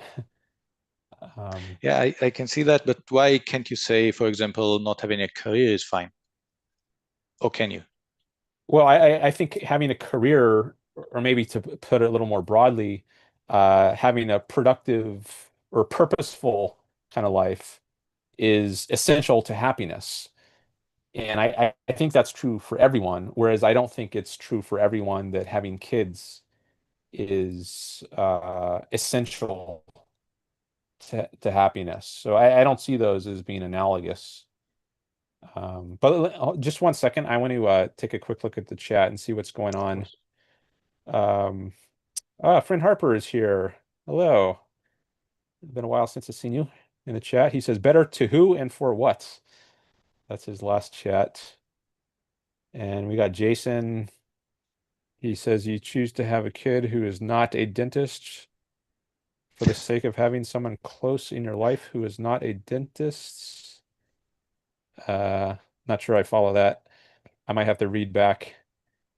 Um, but I see Christian A is another person who is in the chat, at least a while ago. Let's see what he says. I think those philosophies that are more rule-based are trying to remove contextual issues, thereby diminishing reason and morality. They don't like the muddiness of people thinking for themselves. Maybe I guess he's referring to like the biblical Commandments. thou shalt not lie or steal, right? Yeah, or the Kantian categorical imperatives. I guess that's what he means by the rule-based, non-contextual way of Yeah. approaching ethics. Okay. And I'm not going to read through all these right now. I'll probably read through them after the stream if I have time. But I just want to at least look at a few of them right now. Okay. She invested in Peikoff and other students to propagate her philosophy, says Jason. Mhm. Um, Friend Totally agree Harper with that. says, I'll I'll forego having children just to live a chill life, pursuing happiness in my own way. I'm not developing philosophical or anything, maybe meant philosophically or anything. Okay. So that specifically, that's very good because doesn't it sound like hedonism to you? The one I just read It, from, yeah, it's not. No, it's not necessarily complete hedonism, but it sounds very much adjacent to it in this regard. I'll forego having children just to live a chill life, pursuing happiness in my own way. I don't see that as hedonistic. I mean, if hedonistic means whim worshiping, just going by your momentary whims, the range of the moment, um, I don't think that's implied by what I Uh, just read from Friend Harper there. Because you could be long range, live a principled life, think about what's best for your future as a whole, think about your life as a whole, and just decide. You'll have a more happy life if you have more time for your wife or your spouse and your career and maybe traveling. Maybe there's a lot of places you'd like to travel and visit in the world, and you just wouldn't have the time or the money to do that if you had to spend 18 years raising a kid, or at least you wouldn't have as much time to do that. Friend Harper says, Dan knows I'm an objectivist and what happiness is and requires. So, um, yeah, I don't think Friend Harper should be interpreted here as endorsing hedonism, if that means a whim word. Sorry for the cough. Whim worshiping kind of life. It just means he doesn't judge in his long range self-interest having kids as being the best thing for it. Yes, but that is why. Why? No, Well, we can't go into that because it's personal, of course. And there well, are I people. gave some example reasons, like maybe you'd have more time for your spouse, your career, vacations, that sort of thing. And I don't know what exactly Friend Harper's reasons might be if he Mhm. chooses not to have kids. I'm not saying that is his choice, but it doesn't really matter. Just hypothetically, those could be reasons, I think rational reasons not to have a kid, There could not be, yeah, there hedonistic. could be reasons. That is correct. I don't think that. Again, it depends on. It is not a rule-based ethics. It is contextual. As I said, it depends on the person. But if you do want to propagate, if you do see any value in propagating objectivism, and specifically you yourself must see that because you are doing this, streams. So there is a value in propagating objectivism, right? Yeah. I think that for most people, and most people will see value in doing that. The best way for most people to do that is going to be to raise kids. That is the Yeah. nature of I don't, things. yeah, I don't agree with that. Like, I don't know what percent, I don't think the reason to have kids is it should be, I don't think it should be to better promote objectivism. I think the reason to have kids is because you think they're going to add to your enjoyment of life. Like you enjoy raising this kid, seeing it grow, seeing it develop, reach all Of these course. milestones, its first walk, its first this and this first that. Just the experience, I think, is That is indeed part of it. enjoyable Yeah. in itself. But I don't think like making the world objectivists should be the reason to have kids. I mean, for one thing, they have free will, and just because you're an objectivist doesn't mean your kid is going to be an objectivist. But I think that the more important thing is just like I don't think that should be the point. It's not to raise object or increase objectivism in the world. It's to enjoy your own life, I think. You're talking about it's not a secondary thing. It's another. It's maybe the bigger part of why you should or should not raise kids. That is all of the enjoyment that you get. I think it might be said to be aesthetical, but I'm not completely sure about that. For most of us, not all of us, it is encoded in our genes that we do want to do that. And wanting Encoded in the to, genes that you want to have kids? of course, Okay. Yeah, I wouldn't agree with that. I don't think it's like yeah, I don't so what I don't know if you want to it's go a down this road, source but of like enjoyment. Yeah, but it doesn't really matter that much. Okay, okay. I say there are other good reasons to have kids or not to have kids. Okay, but the point is not going to be that. The point is that it is ethically, generally a plus, let's say, because you can't have, we don't have imperatives, right? You can't say anything is always good or always bad because everything is contextual eventually. But generally, it is generally a good thing to have children, and the moral part of it, not the other parts, not enjoyment, not fulfillment, not all the rest that are part of it or not part of it and need to be taken into account. the moral part, which is a part of it, is going to be to have more goodness in your world. It is egotistic, of course, because you want your world to be better, and your world is going to be better with better people around you. Now, the people that you can change to be better the most are your own children. Now, again, it takes into a lot of assumptions though, right? So if you don't assume yourself to be to possibly be a good parent and to be able to do that, to affect people that you actually raise, and yeah, you should, then that doesn't count. I mean, then it's not good to have killed children. Yeah, if you don't think that is correct. But if you think you have some effect on people, people you will have the most effect on, and then your world will be better because you're going to have better people surrounding you, etc., etc.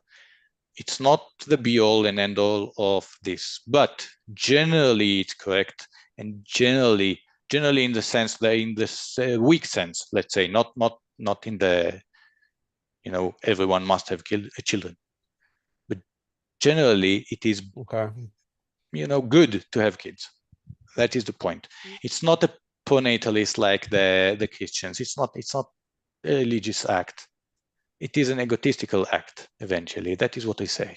That is what I mean. Not necessarily what I say, but that is what I meant. Okay, I'm just looking at the chat here. Friend Harper says a generalization isn't worth anything unless you identify causal factors. Saying kids are generally valuable means nothing to me if you can't identify why they aren't an intrinsic value. So I had a thought, maybe it's similar to that. Like, I don't know if it's true that it's generally a good idea to have kids. I think historically, maybe there's a progression to having fewer and fewer kids. Like it used to be that I think a lot of people they would have like huge families, like 10, 11, 12, 13, 15 kids because they needed help like around the house or working on the farm.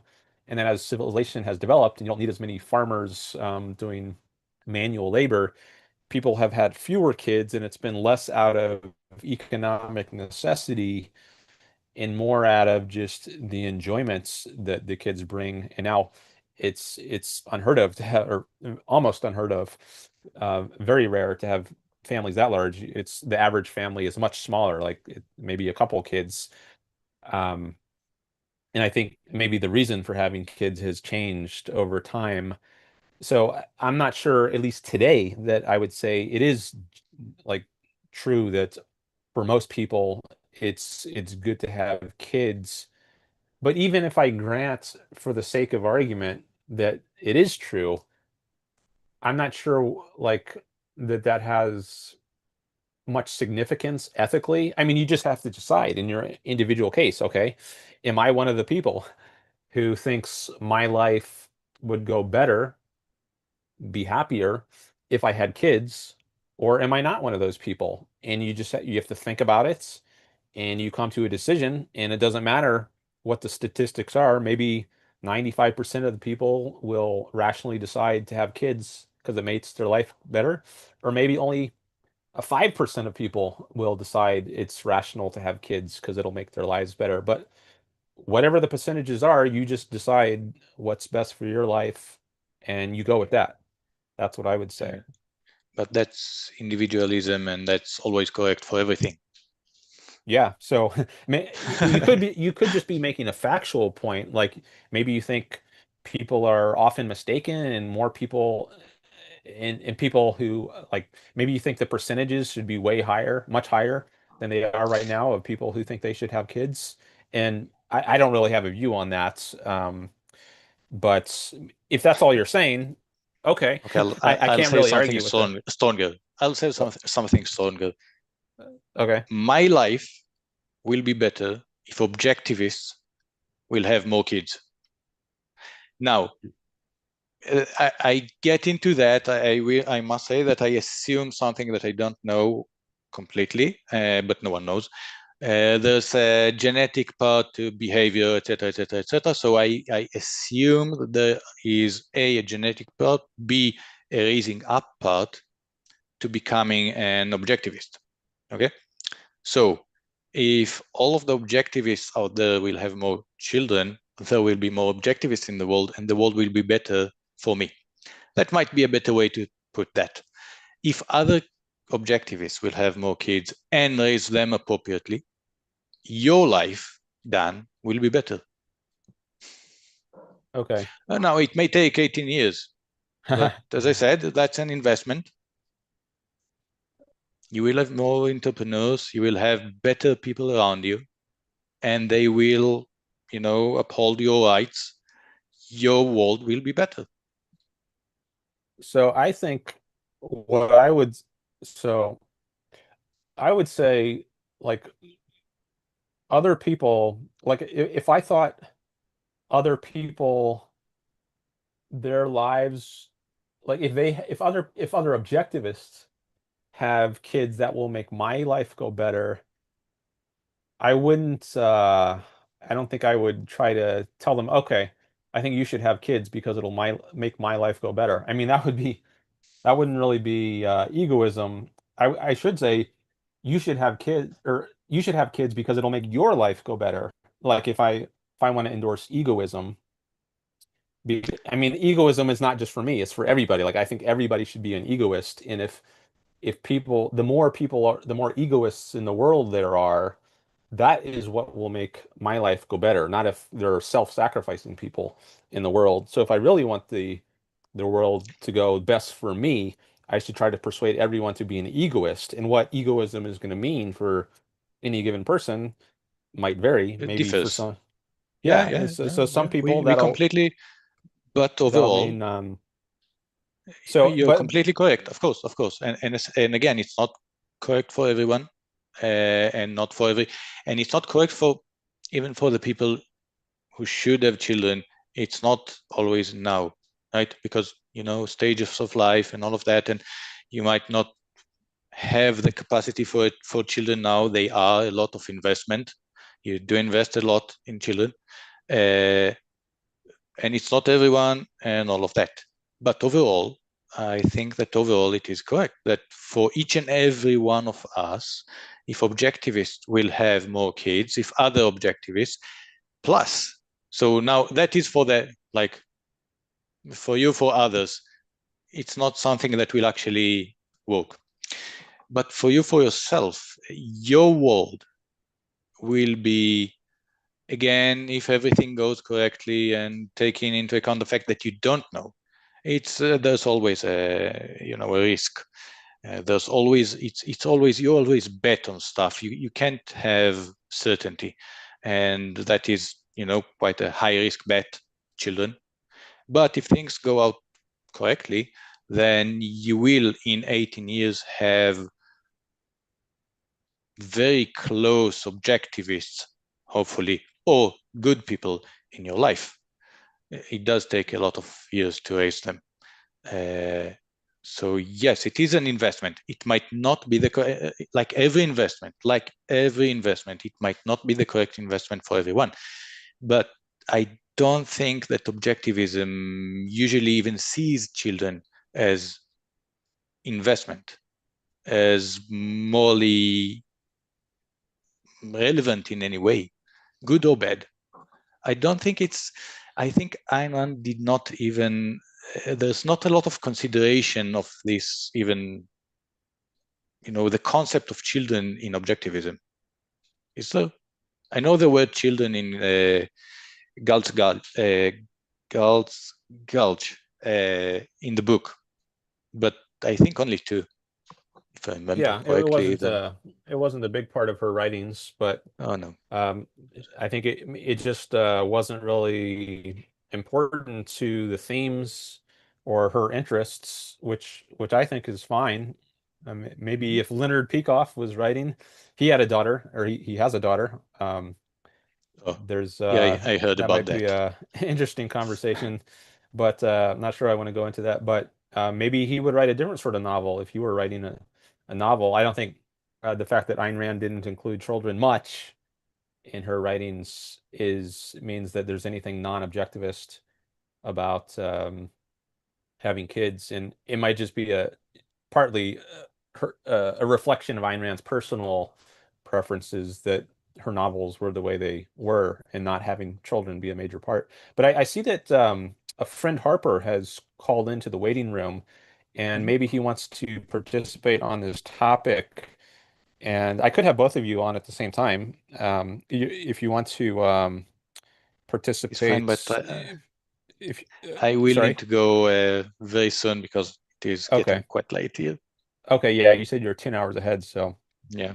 um friend Harper, uh I'm just looking at some of his chats here before I let him into the waiting room. Um he says because the survival rate of children was very low, so they had to play the numbers game. Yeah. Yeah, that was a reference to what I was saying about the economic Yeah, the 15 children half died necessary. before the age of 5. So Yeah. yeah, So you got to have a lot of them if you're going to have any left over to any help you left. out. It's not something that Dan or you can act to gain or keep, so it can't be a value for you. That's wishful thinking. And Dootsie is here. Hi, Dootsie. She says you could start an objectivist dating app. That Um, will be a very good idea, I think. I know a few objectivists who are single and they shouldn't be. okay. If the goal is increasing the numbers, being a teacher has a wider scope of influence on youth than being a parent does. That's from Finn Harper. And then he says, there are a lot of objectivist parents. They, following the philosophy, come to see parenthood as a personal value. Okay. I think I want to take Luke. Luke just came in here in the chat. Who are you, Dr. Norton? I feel like I recognize your name, but I'm not sure from where. Okay. I'm not sure from where either. Um, anyways, there's a new person in the chat. I think I might want to take a short break here before I take friend Harper. I don't know if friend Harper can stick around or if you want to still. I know you said you had to go soon. I will have to go, so I'll But have just for a few to minutes, I say think I want to take a break because I've been going for an hour and a half, or no, 2 hours now, almost. Do you want to stay on or do you want to drop off now, I'll have to drop Uzi? off. So thank you for having me. It's been wonderful, great talking to you. Despite not Yeah, good not talking to you. agreeing completely, but it was a nice discussion. Thank you. Oh yeah, sure thing. Thanks for calling in. Appreciate it. All right. Yeah, good luck. Bye bye. So, bye-bye. Thanks. His connection broke up a little as I was talking, but um, anyways, okay. He's Uzi has left, and friend Harper is now in the waiting room. So before I take your call, friend Harper, I'm just gonna take a break for a few minutes. So if you want to hold on, I'll take your call, but just give me like 5 or so minutes. And if you can't stay on, that's fine. We can talk another time. But I'm just gonna turn off my mic and camera for a little bit, and then I'll be back and we'll continue. Okay. And thanks for any likes, by the way. Please feel free to chat while I'm gone and share and all that stuff. All right. Be back soon.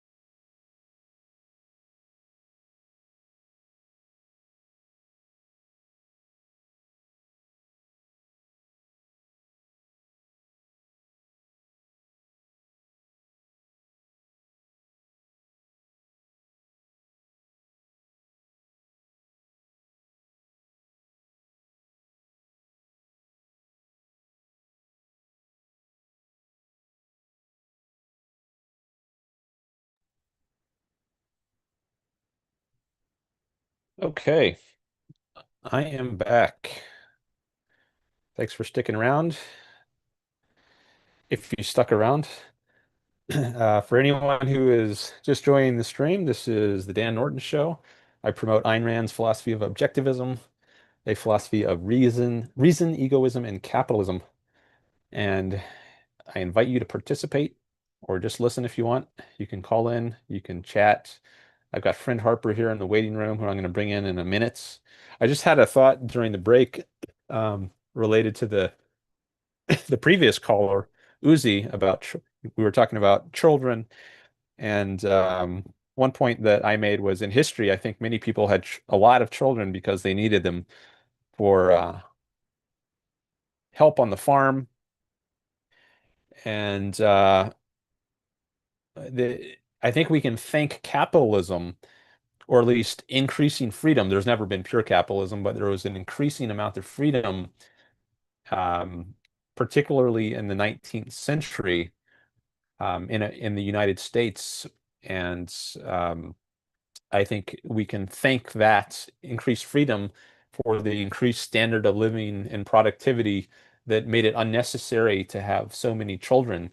So I think you can view it as a luxury to not have to have so many children, yet still be able to survive as well or even better than before because we've just been so much more productive, and we've developed machines like tractors that can do the work of I don't know how many dozens or hundreds of people used to do the same equivalent work. Now it can all much more of it can be done by machines, and maybe with robots and the further advance of technology, um, even more things can be done by non-humans. And so there will be even less need to have kids. I guess we're at the point now where maybe there is no need to have kids, at least in the developed worlds. There isn't a need to have kids for the purpose of having additional help with work.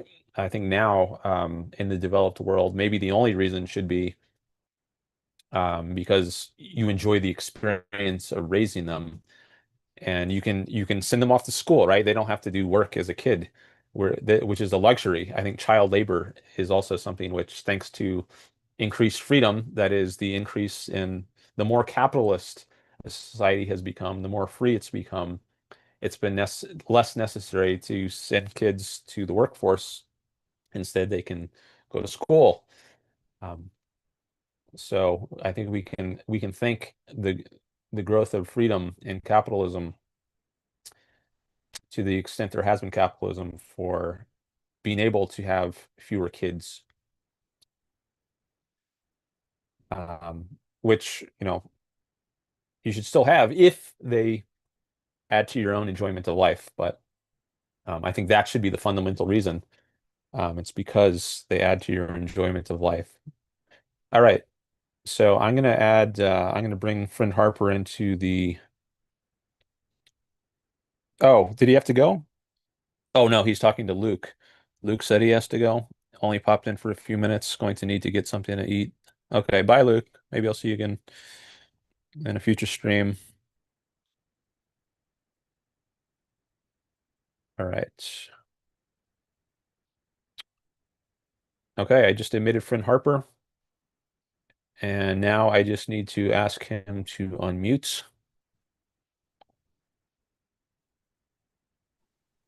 Hello. Hey, Hey, welcome back. Been a while. yeah, yep. Yeah, the timing's rough, but I try to get here if I see your live. Nice. I also share you Thanks for coming in by. Yaron Brook's Discord server to get those guys. I think Oh, that's why Luke showed up. oh, he's from your server?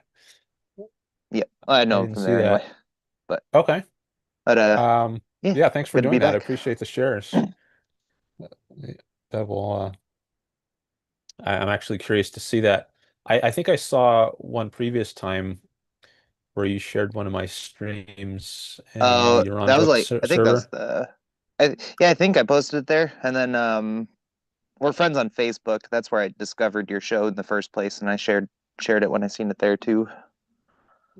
I see.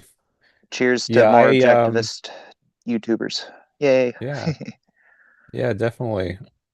Um, oh, I did a search on, I need to search on maybe just my name. Oh yeah, there it is. 2:19 p.m. I see your share there. Thanks, I appreciate that. Yeah, no Yeah, problems. I don't go there very often to the Discord, but sometimes I check it out and um it's always good if I happen to see someone shares my thing. All right, so did you want to talk about the kids issue or was there anything else you wanted to talk about?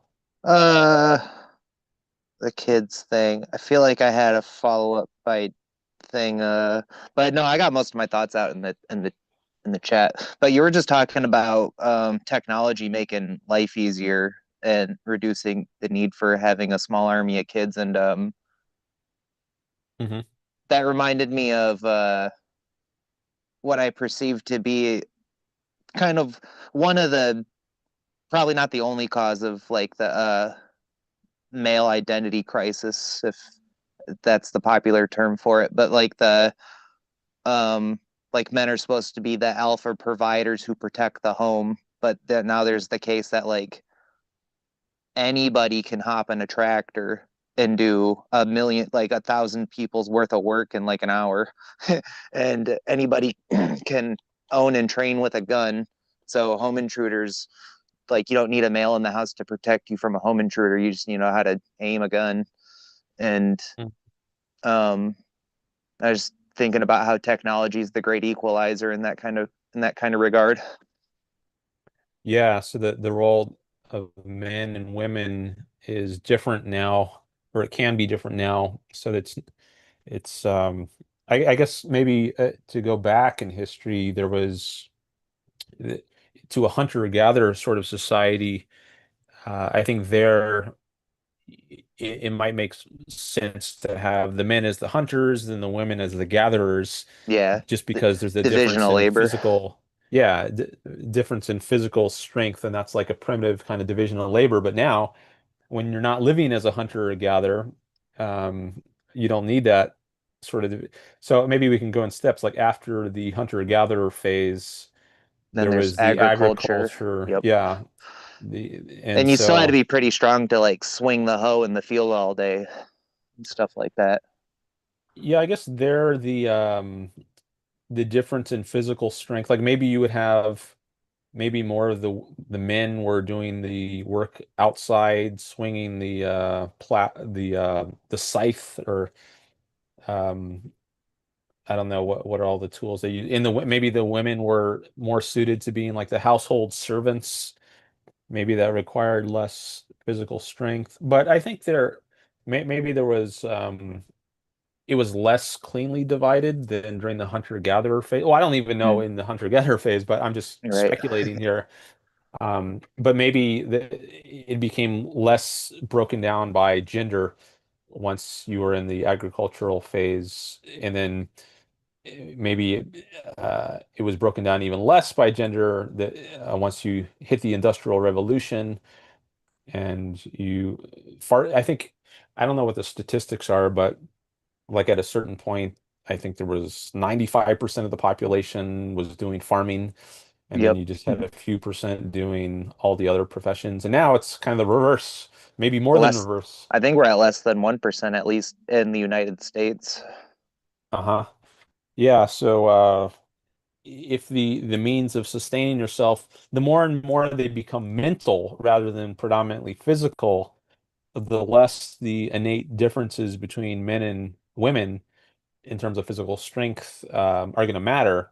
So now there's so many professions where you've got a lot of both, like so, like a dentist, right? You've got female dentists and male dentists because the physical strength isn't really the issue. That's not what matters. It's more just the knowledge and the manual dexterity, I guess. But that's not really an issue with strength. So um, or being a lawyer, right? Yep. It's more a society of the mind than of the body. It's not brute physical labor. So I guess you tend to see more diversity in terms of gender in the professions because it's just not as relevant as it used to be. Yep. But I think So there's still, go ahead. I was gonna say, I remember in was it 2016 during that election period is when the trans movement started getting way more TV time. Like I'm sure there's always been a movement about it, but like I didn't hear about it as like a movement until 2016. But I remember thinking, and my background at the time was I was a medic in the Army, and when we do patient notes, we have it divided and we call them SOAP notes, but SOAP stands for subjective, objective, analysis, and plan, I think. But in the first two, subjective is like if I ask you what your pain out of 10 is, it's like I don't have you hooked up to meters and I don't have your baseline, so it's whatever you tell me, I'm just going to put down on the paper and take your word for it. It's subjective at that rate. But versus objective being like if I see that you have a bruise, I can write that down as like, hey, look, I can show other people that too.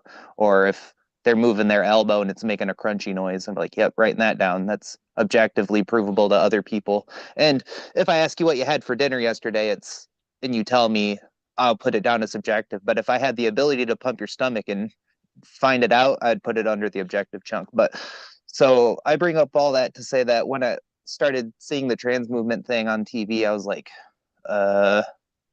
sounds like gender is some sort of subjective concept versus sex being the objective one. And then that got me thinking about like, what does it mean to like, because to me it was like, well, there's the clear evidence that your body has a specific anatomy, but then the culture was talking about like gender roles. It's like if you're gonna identify as a woman, it's because you want to be perceived as women are perceived. And I was like, why does it matter then if you identify as a woman if you just present yourself as you want to present yourself and do the things you want to do? Like if you want to be the homebody, like holding it down while your spouse does all the work kind of stuff, or just want to be cute or whatever, then I don't know why you have to have a gender. But my concept started to form like sex is your anatomy, gender is some sort of social role for based off of your anatomy, and then there was sexuality, which is just like what you're attracted to. But my formulation for it these days like is you have your sex, and then you have your aesthetics, which is how you present your chosen values and just present yourself, and then you have sexuality. So I guess I'm saying my formulation is I don't really see the need for gender roles in a modern technological society like we were just talking about with like the hunting gatherer divisional labor stuff, and any rational person can choose any rational thing for themselves. And then sexuality isn't limited to like I'm attracted to males or females. It could also be attracted to like heroes or people who do specific certain things. Or I really like Ayn Rand's formulation of the hero and the hero worshiper. But where I deviate from her is that I don't think those necessarily have to be associated with the two sexes. Like a woman can be heroic, but also rope can tie a guy down. So like you don't have to do the domination part, or rather domination isn't necessarily part of the male role or anything. But that was a long rant. I don't know what you think about all that stuff. I've been trying to have an objectivist do chewing on gender to see what the reference in reality is and stuff like that. Yeah, there's a lot there. I've thought some about this issue of like the whole trans issue. I have a short video on my channel about this, which, well, I won't try to remember or describe it, but I haven't done a lot of thinking about this, but maybe this is a good time to do some more.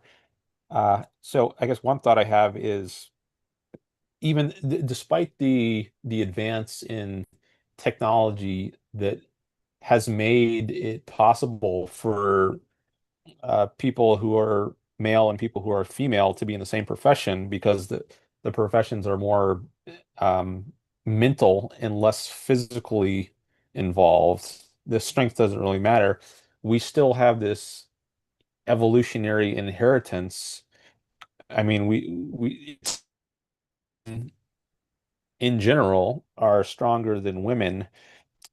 So I'm thinking maybe that's like just because the way we make our living has changed radically, it could still be the case that the sex roles, like if you have the man as the more dominant one, maybe that's still like, so what does it mean the man is more dominant in sex? So Well, I maybe was listening to the Ayn Rand or the best of Ayn Rand's Q&A audiobook yeah. edited by Robert Mayhew, and she really did double down on that. It's basically just in the sex act there's this dynamic, but I just keep coming back to like, one, there's gay people, and two, there's lesbians, and three, um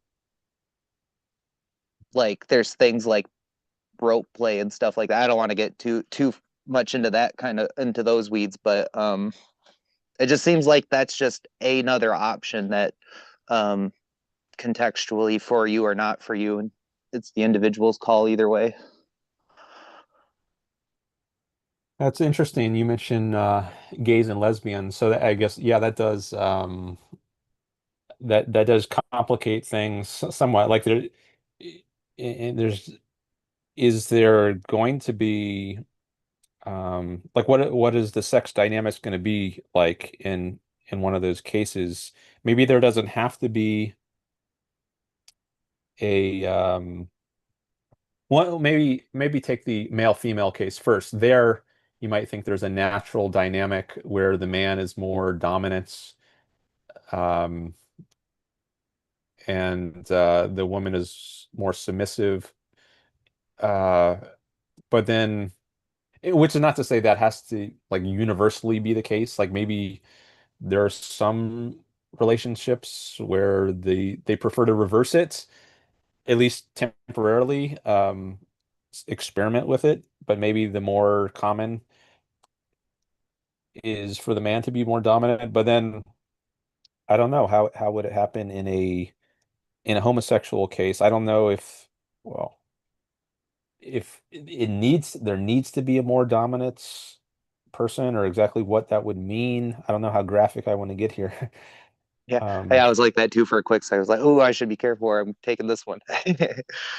But yeah, I haven't talked about this much on my show, so this is new territory. But I guess I can always edit to me out it all just something seems later like if I need to. more of So these, like in the same vein of the last caller talking about how kids are like a, I won't put words in his mouth, but he made it sound like they're kind of intrinsically valuable. But like um these like this straight dynamic of one's the hero and one's the hero worshiper, and I think that's probably just like the same thing with kids, is it's whatever floats your boat as long as you're not violating rights and it's not causing you guilt, regret, punishment, conflict with the other values, and so on. Like, have whatever type of relationship you want as long as you don't feel bad about it later. Pursue, like, if it's not getting in the way of your happiness, because sometimes that kind of stuff can manifest by way of like um your psychology. It's just like some people's fetishes grow out of a weird upbringing and what they're exposed to, but if they come to find out later in life, they're like, oh yeah, that's why I like the things I like. That doesn't mean they have to reject the things they like outside of like, unless they are damaging and toxic. But hmm.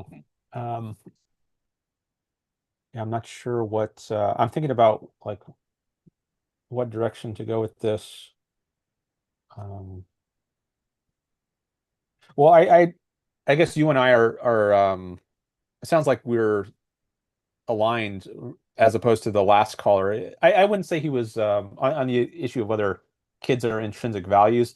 I think he did say at least once that he does think it's contextual, and in certain cases he thinks it's not right, and to have for a couple to have kids, and it is good to be egoists. He's not a utilitarian, so I don't think he was saying universally in all cases one should have kids, but there was still something about the vibe I was getting from him that it was uh I wasn't comfortable with it. It was like too pro having kids. Like in the reasoning for it, he was talking about how your life will go better if other objectivists have kids, and so that's reason to persuade others to have kids. And that didn't strike me as right. Like if I'm going to persuade someone to have kids, it's because like I wouldn't do it. I would just say, think about whether they would add to your own life and make your life better. That's really what matters, not whether it makes some other guy's life better, because maybe you're adding objectivists to the world, which you can't really do, right? You can't just Yeah, that's the I kept pour saying your that's a gambling mentality. Is like, from what I understand of just like my friends having kids and just growing up as a kid with my mom, it's just like it's probably close to a 50-50% chance that during some sort of rebellious phase they full blown reject their parents, even if their parents are doing everything right by them. It's just them's the odds. Kids are weird. Like puberty is yeah, a crazy beast. Or like you could be doing all the best things and your kid just still wants to fit in with other kids, and then all of a sudden he's smoking cigarettes. Like there's at a certain point it gets out of your hands once they start going to friends' houses and stuff like that. That was my experience anyways. Like yeah, yeah. I knew full well that if I went to if I told my mom I was going to a friend's house, I could be anywhere. But Yeah, another thing is like even if you could somehow control the philosophy they end up having, and you can make them turn out to be objectivist, that still doesn't guarantee they're going to make your life better. I mean, not all objectivists get along. Like yeah, I think there are many objectivists who, they probably hate each other, and like on a personal level, like maybe they agree on some fundamental philosophical issue, but personality wise, they don't want to have anything to do with each other. I kind of had a hesitation of going to OCON because of how many bad experiences I've had with objectivists online. And then someone was like, it's like when they're in front of you, they're not gonna call you an evader in a nasty way. So they'll be like, "Oh, I see," instead, and then keep it to themselves. But like, I was talking to this one guy about greed. We were both mutually kicked out of a different server because I was talking about like this decoupling uh gender from sex kind of stuff that I was just talking about, and they didn't like that. And then he was talking about how greed is necessarily a negative term, and like I didn't necessarily agree, but I'm the kind of guy who was like, identify what you mean by the word you're saying, and I'm capable of adjusting the way I'm going to communicate with you so we can still have the conversation without arguing about what the word greed means. Like if you say greed is irrational self-interest, meaning like you have bad values and you're eager to get them, like money for the sake of money, then sure. But and I don't really have a better word for that, so I'll use greed to mean irrational self-interest. Sure, why not? But like if the next person I talk to says greed is something else and it's not completely, you know, out there, I'm like, all right, well, we'll use it that way then for the sake of this conversation. But he hated that I was like had that mentality about it. He was like, oh, that's just subjectivism then. I'm like, no, it's that we could call these concepts anything we want. It's arbitrary. As long as we're communicating, what's the problem? And yeah, and then he got super crappy with me, and then I blocked him, and just like it's happened like 2 or 3 more times, I think. Mm-hmm. It's always over some word that they want to like enshrine. Hold on a second. I just got a text. I gotta see what this says. Okay, just give me a minute to respond to this. Sorry. No worries.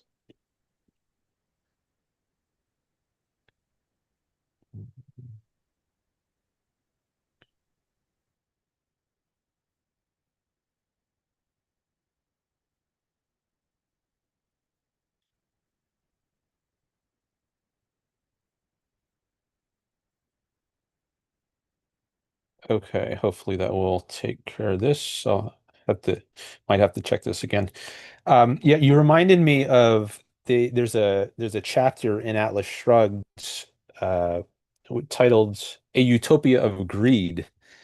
Uh, so that kind of implies a positive understanding of the term greed, but yeah, I do think there are contexts where it could be used in a negative sense, and it's just important to define what you mean in your context.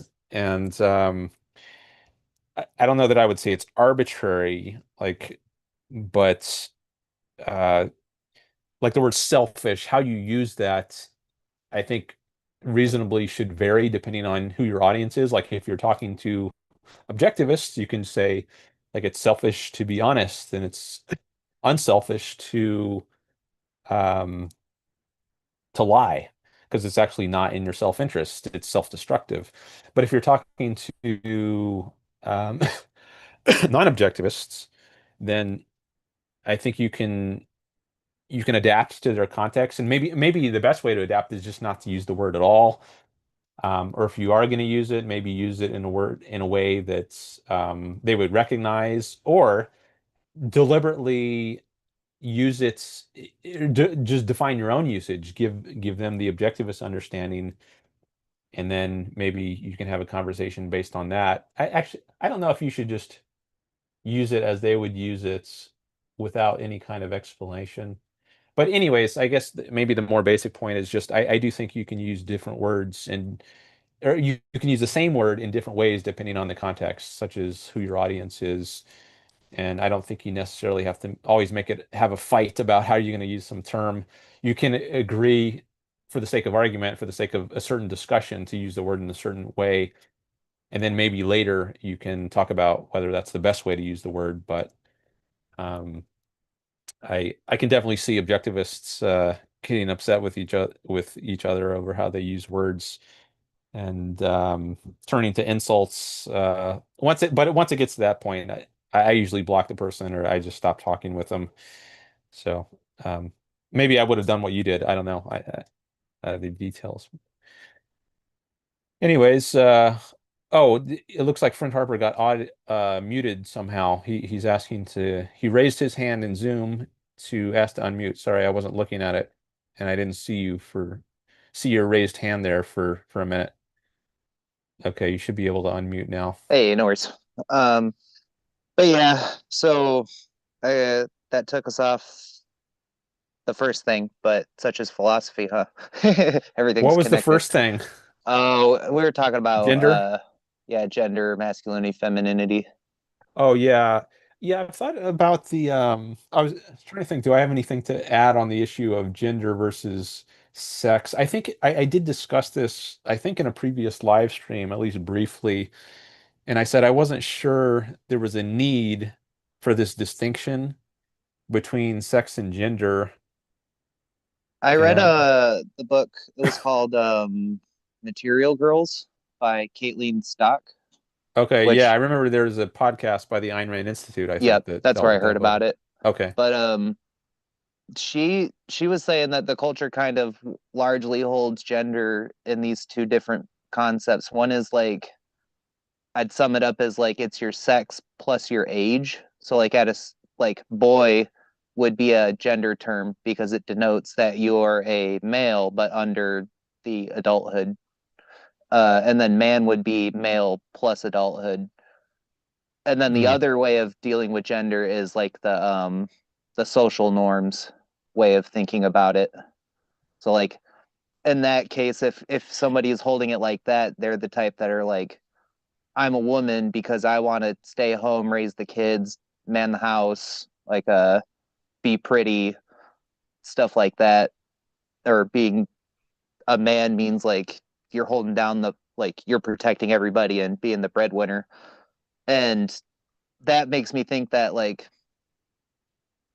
I don't like to say social construct, but if the part of the genus of it is a social outlook, then it's like two different cultures would have two different views on what it means to be a man.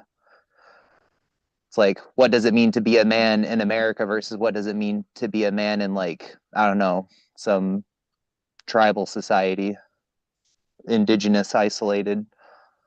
Hmm.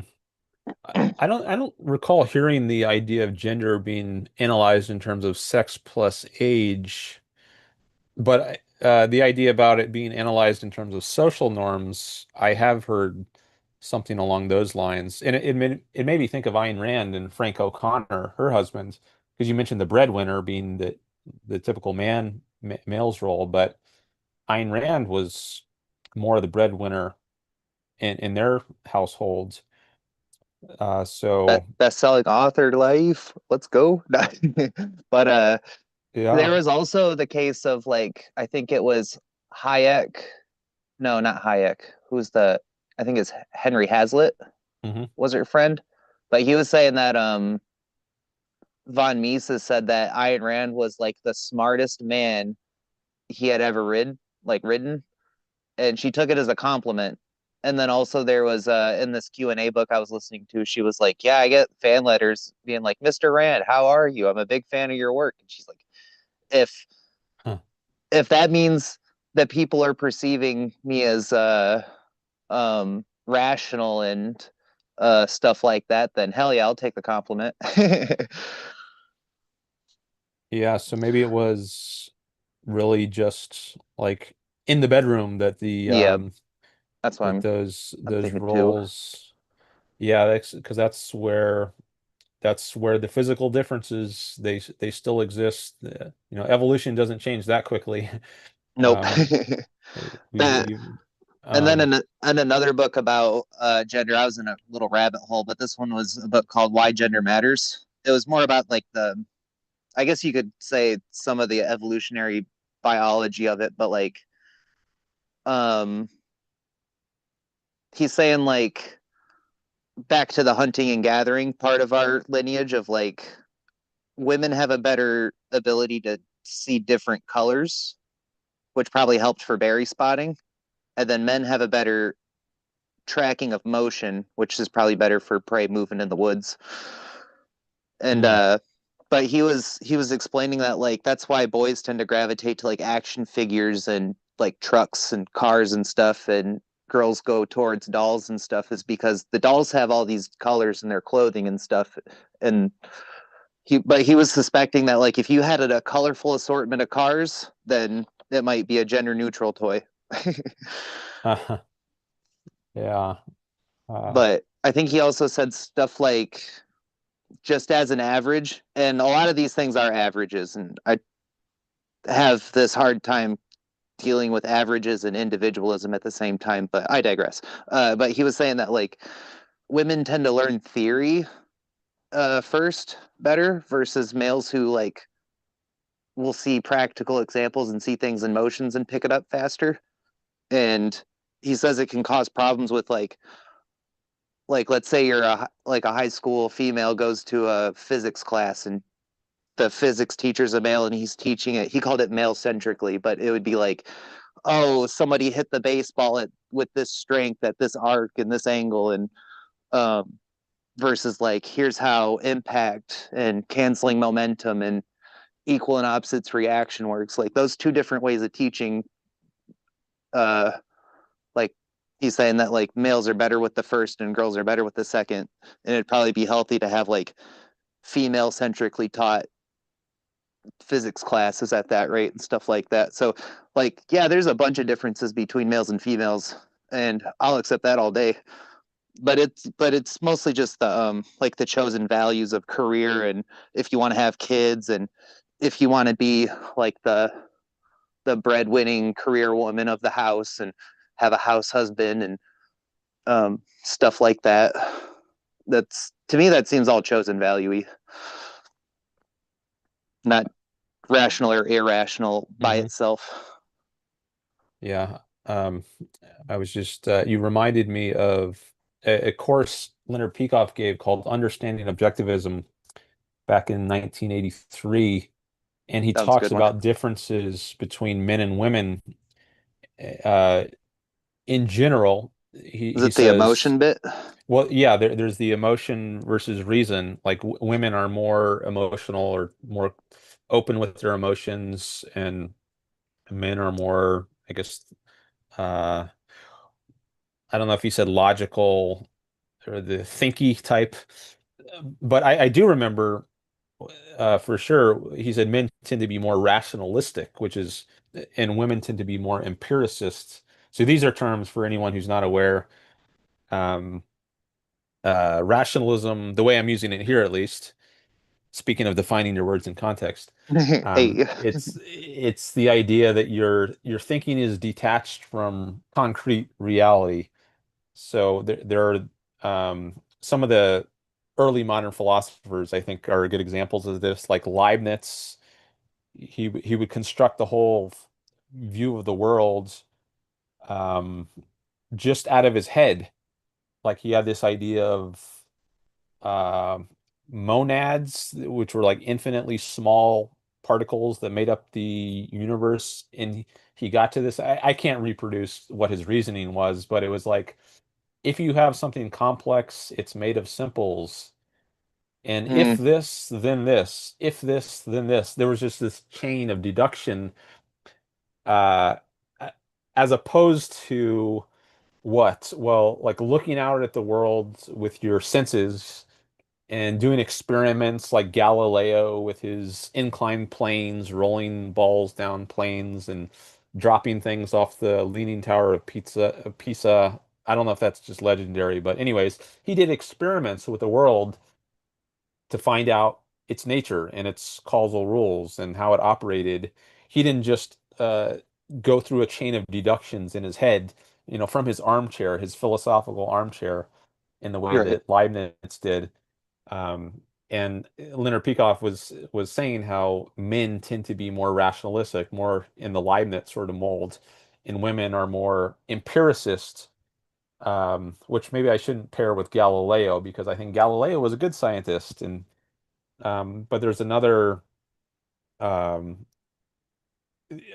so I guess the reverse of thinking about just in terms of abstractions or concepts that are detached from concretes would just be to be the reverse would be to be concrete bounds where you see all these concretes but you don't integrate them into unifying concepts or principles. You're just stuck at the level of concretes and you're in this kind of world of disintegration. It doesn't add up to anything. Would that kind of be like just as an example of like, let's And say just if one I more thing. was, oh yeah, sorry. Sorry, just one more thing to before I can. So I don't think Leonard Peikoff was saying this is necessarily the case about men and women, like they're innately like this. Maybe there are other cultures where it's the reverse, but I just, at least as an accident of history, it happens to be the case that there is this difference, not universal. There might be some exceptions, but in general, he said men are more rationalistic and women tend to be more empiricist. In an objectivism, I guess the You try empiricism not to be is, either. yeah, it's ideally you wouldn't be either. This relates to the well, let me not draw the connection to his book, The Dim Hypothesis. I don't want to go into that now, but sorry, you were going to say something a minute ago. Oh, I was gonna say though that so like empiricism in action when it comes to dealing with other people, which is where I would think emotionalism would come in, is like you see somebody take an action and you take that action as like a concrete example without trying to abstract like what brings anybody to make such actions. You're just like, oh, people make these actions. That makes me sad. Versus like um people are acting like this, but it's because of ideas. and I shouldn't be sad because I haven't lost anything yet. I should just be more wary of other people and stuff like that. But and then that reminded me that the way I explain rationalism to lay people, because I think that's one of my focuses is trying to communicate with laymen, is it's basically accepting an idea as true and then deducing. So it's like you were saying, that one guy said everything's made out of these small things, and then he just um, deduced from there. But I could be rationalistic and saying like all people are greedy, and then so this is true, then that's true, and then that's true. So to me, rationalism is like you're holding one idea as the like I'll call it a prime context, and then everything has to conform to that. Is that a decent way of describing it in your opinion? I'm not sure I got that. Everything is a prime context, and then Well, everything. you accept I guess I think the PhD philosophy term for it would be a priori. Is that the right one? But yeah, That means independent of experience. oh, okay. So, But I guess what I'm saying is like you accept an idea like humans are greedy by nature, and then you then deduce how you're going to act around other people from that versus like, but that would be ignoring the fact that you've seen people not be greedy or the fact that you might have a bad definition agreed. But in any case, to me, rationalism is accepting an idea as true and then making everything conform to that idea. okay. That might be related. I'm not sure I would define it that way. Actually, a term that just came to my mind for that is dogmatism. Mm. Like you have some idea you get from the Bible, and then you have to make twist everything, distort it so that it agrees. Oh, okay. Like the sun, the sun goes around the earth. So if there's some passage in the Since when? Bible I'm that just kidding. implies that, then Galileo comes and says, "Look through my telescope, and here's some proof that."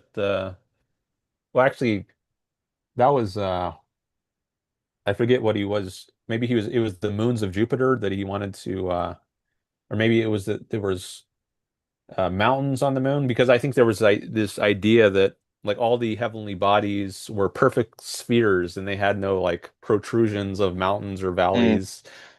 And I may Only if you zoom out. and yeah, but Galileo, I think he said, look through my telescope, you'll see, and the cardinals just refused to look. So I guess maybe that's a way of trying to they have some prior idea that everything is just perfect orbs or spheres, and they make everything conform to that. And if they can't, they just ignore it, they evade it, and refuse to consider it. So, Or be like, this is obviously a test of your faith. yeah. So that Everybody who looks through this telescope and sees what Galileo is seeing better reject it. Otherwise, they're not a true believer. so that would be at least dogmatism. I don't know. I don't know if I would call that rationalism, but there might still be some kind of connection to rationalism through some indirect means. I'm not sure. Okay.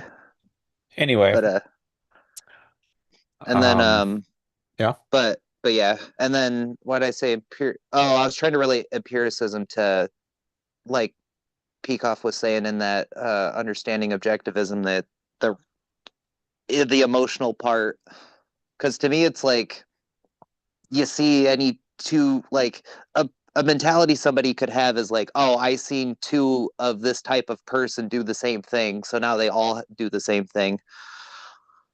uh Hold that as an like a emotional response when you see that type of a person again. So that would be, you're saying you see that as an example of empiricism. Someone sees two people doing something and then they infer that all people do that.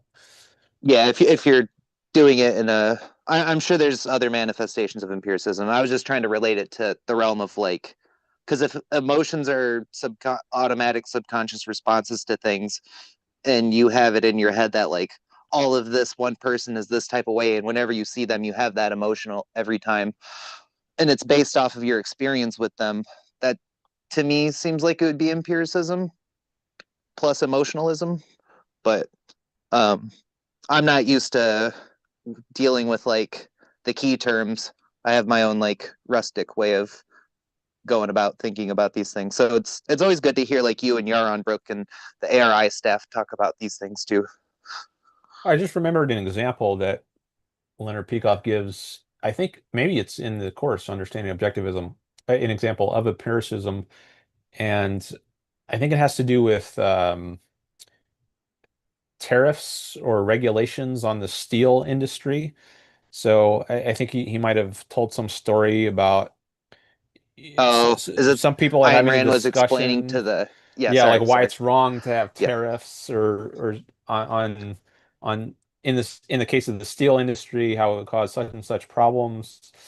And then the guy Yeah, but comes what about back with, copper? yeah, what about copper? Or what about Bessemer steel? Like this very particular type of steel. And so he can see it on this very narrow concrete, but he doesn't see how it applies to other similar concretes. So he's concrete bound. He can't abstract the general principle. Like, it doesn't matter if it's a different type of steel or if it's copper or zinc or some other metal. The same principle applies. So they're just stuck at the level of concretes and can't get the abstraction. Or maybe another example would be like socialism. Like you see socialism fail in one country after another, like North Korea or Soviet Union, Cuba, and they all end up poor. But we're gonna try it again in the next country, and you don't abstract the general principle, you don't learn the lesson. And I guess there are philosophical reasons for this. Like if you're in the grips of the morality of altruism, then maybe you can't learn the lesson because it teaches that um, need is a claim and the good is to serve the needy. And Jesus said, the meek shall inherit the earth. And the I think the altruist morality, as long as you're still in the grips of that, you're going to be susceptible to socialism or communism. So maybe that's fostering their concrete boundedness. Right, Um, right. so anyways, so those are some examples of an empiricist or concrete bound sort of view. There is a good sense of empiricism. Like I think sometimes empiricism is contrasted with innatism or innate ideas. Like there was a debate in the early modern philosophy tradition between the empiricists who held that all knowledge comes from the senses, like it's based on sensory experience, and you had people like John Locke, David Hume. He was also an empiricist. And I think that's actually a good aspect of empiricism, to hold that knowledge is based on the senses. But if you think knowledge doesn't only start with the senses, but also ends with the senses, like you can't get beyond the senses and form uh, abstractions and general principles, then you become very Or concrete bound, and that's a or bad that theory orientation. trumps empirics. That's another bizarre olden day kind of thing. Maybe that's more on the rationalist side to take Yep, yep. theory. Yeah, yeah. Um, so, but the ideal would be to marry the two, and you have theory which grows out of the concrete empirical observations. And I think that's what induction is. I've talked on my show sometimes about induction. Yeah, I love it. That logical leap's such a banger. Listen to that one like a few times. Yes, this is a book by David Harriman, which presents P- in its first one or two chapters Leonard Peikoff's theory of induction. Yep. And do you know of a YouTube channel called Inductica? Yeah, Uh, he's got a theory of induction that's different than Peikoff's, but it's kind of like, and I've only listened to him explain it to somebody else while he was guesting on their show, but he says that it's both getting to the bottom of generalizations like Peikoff and Harriman were saying, but it's also having a correct epistemology. So basically, he's saying induction also necessarily includes Ayn Rand's view of concept formation, in addition to Peikoff's identifying causal factors and stuff like that. So, like, your generalization won't be a true one if the words that you're using don't make any sense, or you have weird references in reality that don't match what you're trying to communicate with the words that you're using to the people you're trying to talk to. I know that I recall from Leonard Peikoff's course on induction, I think it's called Induction in Physics and Philosophy. And he there's a line in there. He says, I don't know if I'll get it verbatim, but it's something like valid concepts are a green light to induction. And Mm, what you were saying reminded me of that. Like if you formed concepts properly, then that enables you to uh, form valid generalizations. If you haven't formed concepts properly, then you won't be able to. I don't remember the examples he uses, maybe, but in the history of science, maybe phlogiston, I think maybe that would be oh, is that the invalid. fire stuff? Yeah. I don't remember exactly what it is, but it has something to do with fire and oxygen and People, I think it was that phlogiston was the property element inside of a thing that made it so it could be on fire or not. So water didn't have phlogiston, but wood did. I just Googled it, and the first definition I get on Google is a substance supposed by 18th century chemists to exist in all combustible bodies and to be released in combustion.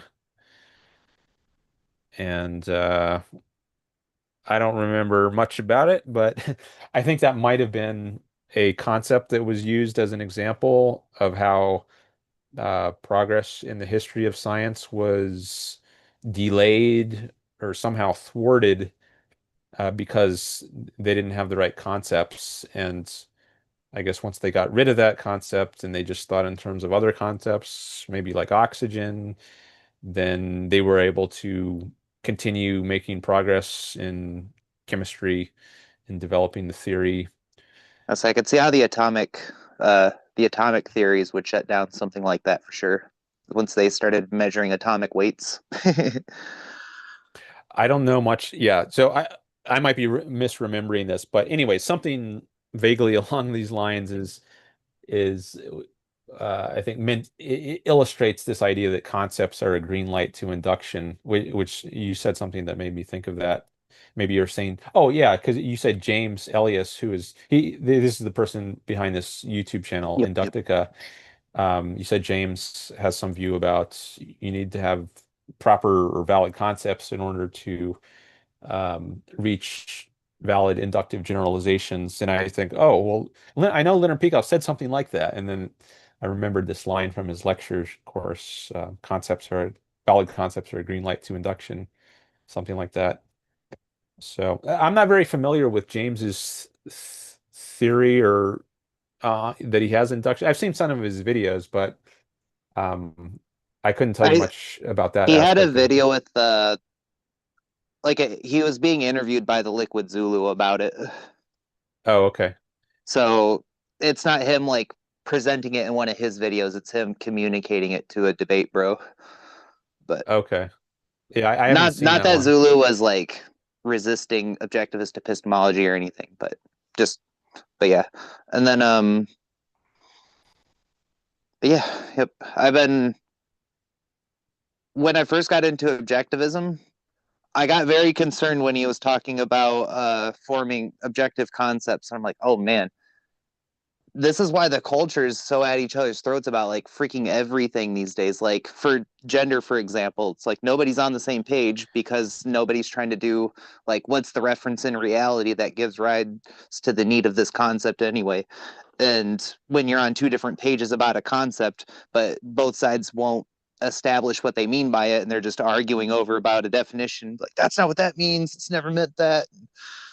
You get nothing done. But at the same time, it's like, how many people are holding the term happiness as some vagary that somehow equals, like, I asked somebody earlier what happiness is, and they were just like, oh, it's a swift and fleeting emotion that you have to cherish every moment of before it's gone. And I'm like, all right, now rephrase that whole statement, but get rid of the word happiness and put down what happiness is. And took them a while, but it was still something like a vague grasping and not like a conviction. And so two random laymen can't even have a conversation about happiness and be on the same page about it, and like ad infinitum of like love and stuff like that. And so I'm a big fan of the epistemology stuff for sure, concept formation and genus differentia stuff. Yeah, it's important. You were making me think of Socrates as you were talking, because a big part of his contribution is getting people to be aware of the issue of definitions. I think that wasn't really an issue James before called me a blue collar Socrates. Socrates once because Oh I yeah, tell him I quiz all my coworkers on this kind of stuff. yeah. Socrates was big on definitions and getting people to define their terms and see if they had a coherent Yep. understanding of it. And I It's guess like, that's ask my coworker what he makes of the word value and get a long, vague, grasping approximation and stuff. And I'm like, and add to that, I have a lot of friends who are diagnosed with anxiety and get medication for it. But when I ask them what anxiety is, they're just like, oh, well, I don't know. I feel like shit all the time. Pardon my language if it's not, I don't that's know if I right. can swear here, but it's, so it's like, I hold anxiety as uncertainty. And even if there's a better definition, just holding it as uncertainty lets me take a piece of paper and be like, gee, what am I uncertain of? Make a list. And then I can write, what would it take to be certain of line item number 1? It's like, oh, I could do research and yada yada. And it at least helps me gain certainty, even if I can't root out all uncertainty. I can eliminate most of it and at least be at the point where it's like, well, I don't know about this, but I know what it would take to know this. It's just I'm not able to do that right now. And then I put that problem in the Serenity prayer file folder and get back to it later when I can. I was just thinking about uncertainty versus anxiety. And so I don't know if you were saying that you thought of those as synonyms. I guess not synonyms, but like I would say anxiety is the emotional response to uncertainty. But Okay. Yeah, my I think first it, yeah. formulations of these things was like, you have certainty as like I don't know if spectrum's the right word, but anyway, you have certainty and uncertainty. On uncertainty, you have anxiety, but on certainty, you have self-esteem, as in like, I trust my thoughts and actions and stuff like that, versus anxiety is like, I don't know what I'm doing and I don't know a bunch of stuff. But then I differentiate low self-esteem from anxiety by way of like, low self-esteem is a certainty that you're low in some regard. Like, I used to be a very depressed person. I used to think about like,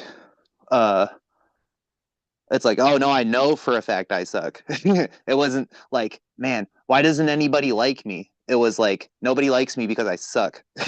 Is the difference between anxiety and low self-esteem. But high self-esteem is like, I think entails a lot of what objectivism teaches. So I was just like, I'm like not violating anybody's rights. I'm not causing anybody grief, guilt, conflict. I'm not a contradiction to their other values. I have no reason to think I'm a piece of crap. It's like, and then come to find out after more introspecting and journaling, and it's like, oh, it turns out I just don't go out and meet people. That's why I think nobody wants to deal with me. I'm not doing my part. And that lifted a big piece of depression off me, because I was like, it's not that I'm unlikable. I'm just not practicing any of the virtues they would take to make friends. Like, oh, but I didn't get on any of that stuff until, you hear value is anything you act to gain or keep, and virtue is the means of gaining or keeping a value. Oh, well, if I value, a romantic partner, I need to get out of my room. If I want to make friends over hobbies, I should go do my hobbies out in public instead of in my room, kind of stuff. Maybe I'm doing my hobby out in public right now. Hey, Because I like to promote objectivism and or I like to advance objectivism. But this is also like a social sort of event because it's, we got people in the chat, got you calling in. yep. So And I I was guess very happy to go to OCON just because that was a place to meet people. I got several people I've been in back and forth contact with over Discord and Facebook and all that. It's like, yeah, making friends. I was somebody bought my ticket for it, and I'm proud that I didn't cling to them 24 like the entire time. I was like, it's like as much as they would have let me, I was like, I need to get like some wings of my own. I just like spent 30 years being antisocial basically, so I don't have the muscles or the confidence yet to be a social creature, but working on it. Yeah, I really enjoy the social aspect of OCON. That's my favorite aspect of it, as opposed to listening to the lectures, many of which I think are very good, but you can hear them later. They're often, I think most of them come out on YouTube. Yep. So you're not necessarily going to miss out on those if you don't go to OCON. And you can get them on the live stream, right? Even if you're not there in person. But what you can uniquely get by actually going there is the social interactions with people. And I've found that I've been able to enjoy them more over the years by engaging more, being more taking more initiative in having conversations with people. And I used to be, I think, kind of picky about who I would want to get in a discussion with. And I think I would often end up isolated as a result and not be in many conversations. And that was not very enjoyable. So at a certain point, I decided I'm just going to I'm going to be less picky and just get in more conversations. And since I've started doing that, I've enjoyed the experience much more. So, Oh yeah. yeah, I don't And know if that maybe take that as a tip or something you could try. Maybe your mileage may vary depending on who you are, but I found right. that having more initiative in initiating conversations and not being as picky as I had been enabled me to enjoy the experience a lot more. So, Part of my mentality was like, be the person who would pluck me off the wall, seeing me sit there all alone looking anxious. So like I would want somebody to do that for me, but I think I'm capable of doing that for other people. But um yeah, there's that. And I had another thought. Oh, yeah, I didn't have very high confidence that I had anything like like I was kind of going there thinking like, yeah, we all read the same books. What do I have to add to a conversation? But like hearing other people talk about their projects, and people were pretty receptive to my talking to the layman ideas. Like I was telling people I'm working on a bunch of formulations to kind of like not sell people on objectivism, but my prime example I like to use is the value. I call it the value virtue orientation, and it's not coded with objectivist morality, but it's basically just thinking in terms of what I act to gain or keep and the means of gaining or keeping a value. Because the I don't think the random people who will hear me out want to hear me telling them what is or isn't in their self-interest. They're like, well, I just met you. Who are you? But if I tell them, like, what are you acting to gain or keep? They can answer that question and they can chew on the concept at that rate. But if I tell them, like, you should be acting to gain or keep this, that, and the other, and not this, that, or the other, then they're like, well, who are you to tell me how to live my life? It can be just divisive. So I'd rather just give them that little chunk. And if they want to hear me out, I can tell them about how virtue is the building block of self esteem. That's another separate formulation. Um, but yeah, I'm I working just on that kind of stuff. okay. Oh, I'm sorry. I just got another text. Okay. Uh-oh. That was not what I wanted to hear. Um, okay, so I'm going to, how long ago? Oh, that was 3 minutes. I don't know if you want to hold on, but I do need to take a few minutes break again to deal with some issue that came up. And I might have to end the stream soon, or I might not, depending on the answer I get. But I am going to take a few minutes break, at least right now. And I'll probably split. okay, As I love bouncing from topic to topic with you, but we could do it for hours and yeah, okay, pass the mic and I'll hit you up another time. all right. But Well, yeah, thanks for thanks coming thanks for by. having me. Like the Sure. show when I can make it, and have a good one. Okay, you too. Bye bye. Okay. All right, I'm just going to turn off my mic and camera for at least a couple minutes to deal with this text, and then I'll come back and give you an update as to whether I can go longer now or if I have to end the stream. So I'll be back soon. Okay.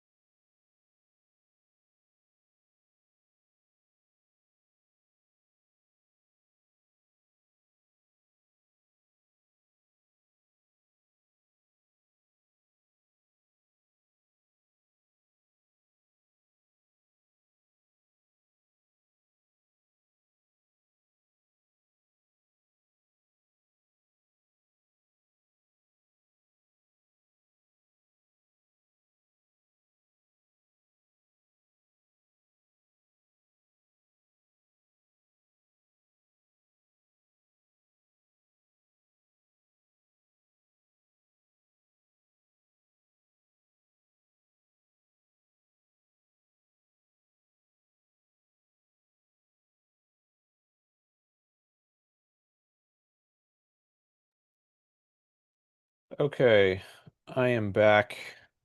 So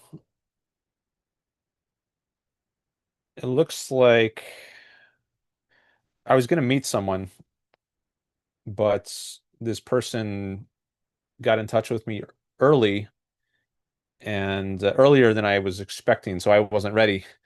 I thought I was going to have until 4 o'clock, but now it looks like the opportunity might be gone and the meeting is not going to happen. So here I am. So I guess I can keep streaming. Although I have been going for close to 3 hours now, so it might be a good time to end anyways. Um, so, and Friend Harper had to go.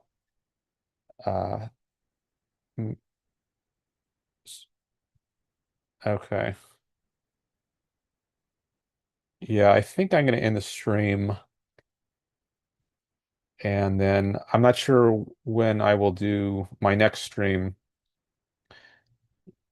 I don't know if I'm going to go back to my Wednesday, Saturday normal pattern that I had for a few months. But anyways, if you are subscribed, you'll get a notification if you hit that bell on when I go live next. Maybe I'll just decide spontaneously on when to go live. And maybe I'll catch some new people, as I said before, if I stream on different days, different times than I normally used to. Like with Friend Harper, I used to see him uh, more often, but maybe the time I was streaming at didn't work. But he showed up today, so maybe it was good to change it up a bit. All right. Anyways, thanks everyone for coming by. I do appreciate it. Thanks for likes on the stream and new subscribers, shares. I definitely appreciate all that. And have a good rest of your day. Thanks, Dootsy. Appreciate it. Same to you. Have a lovely afternoon/night. All right. Bye, everyone. See you next time, or at least some future time, hopefully. Okay.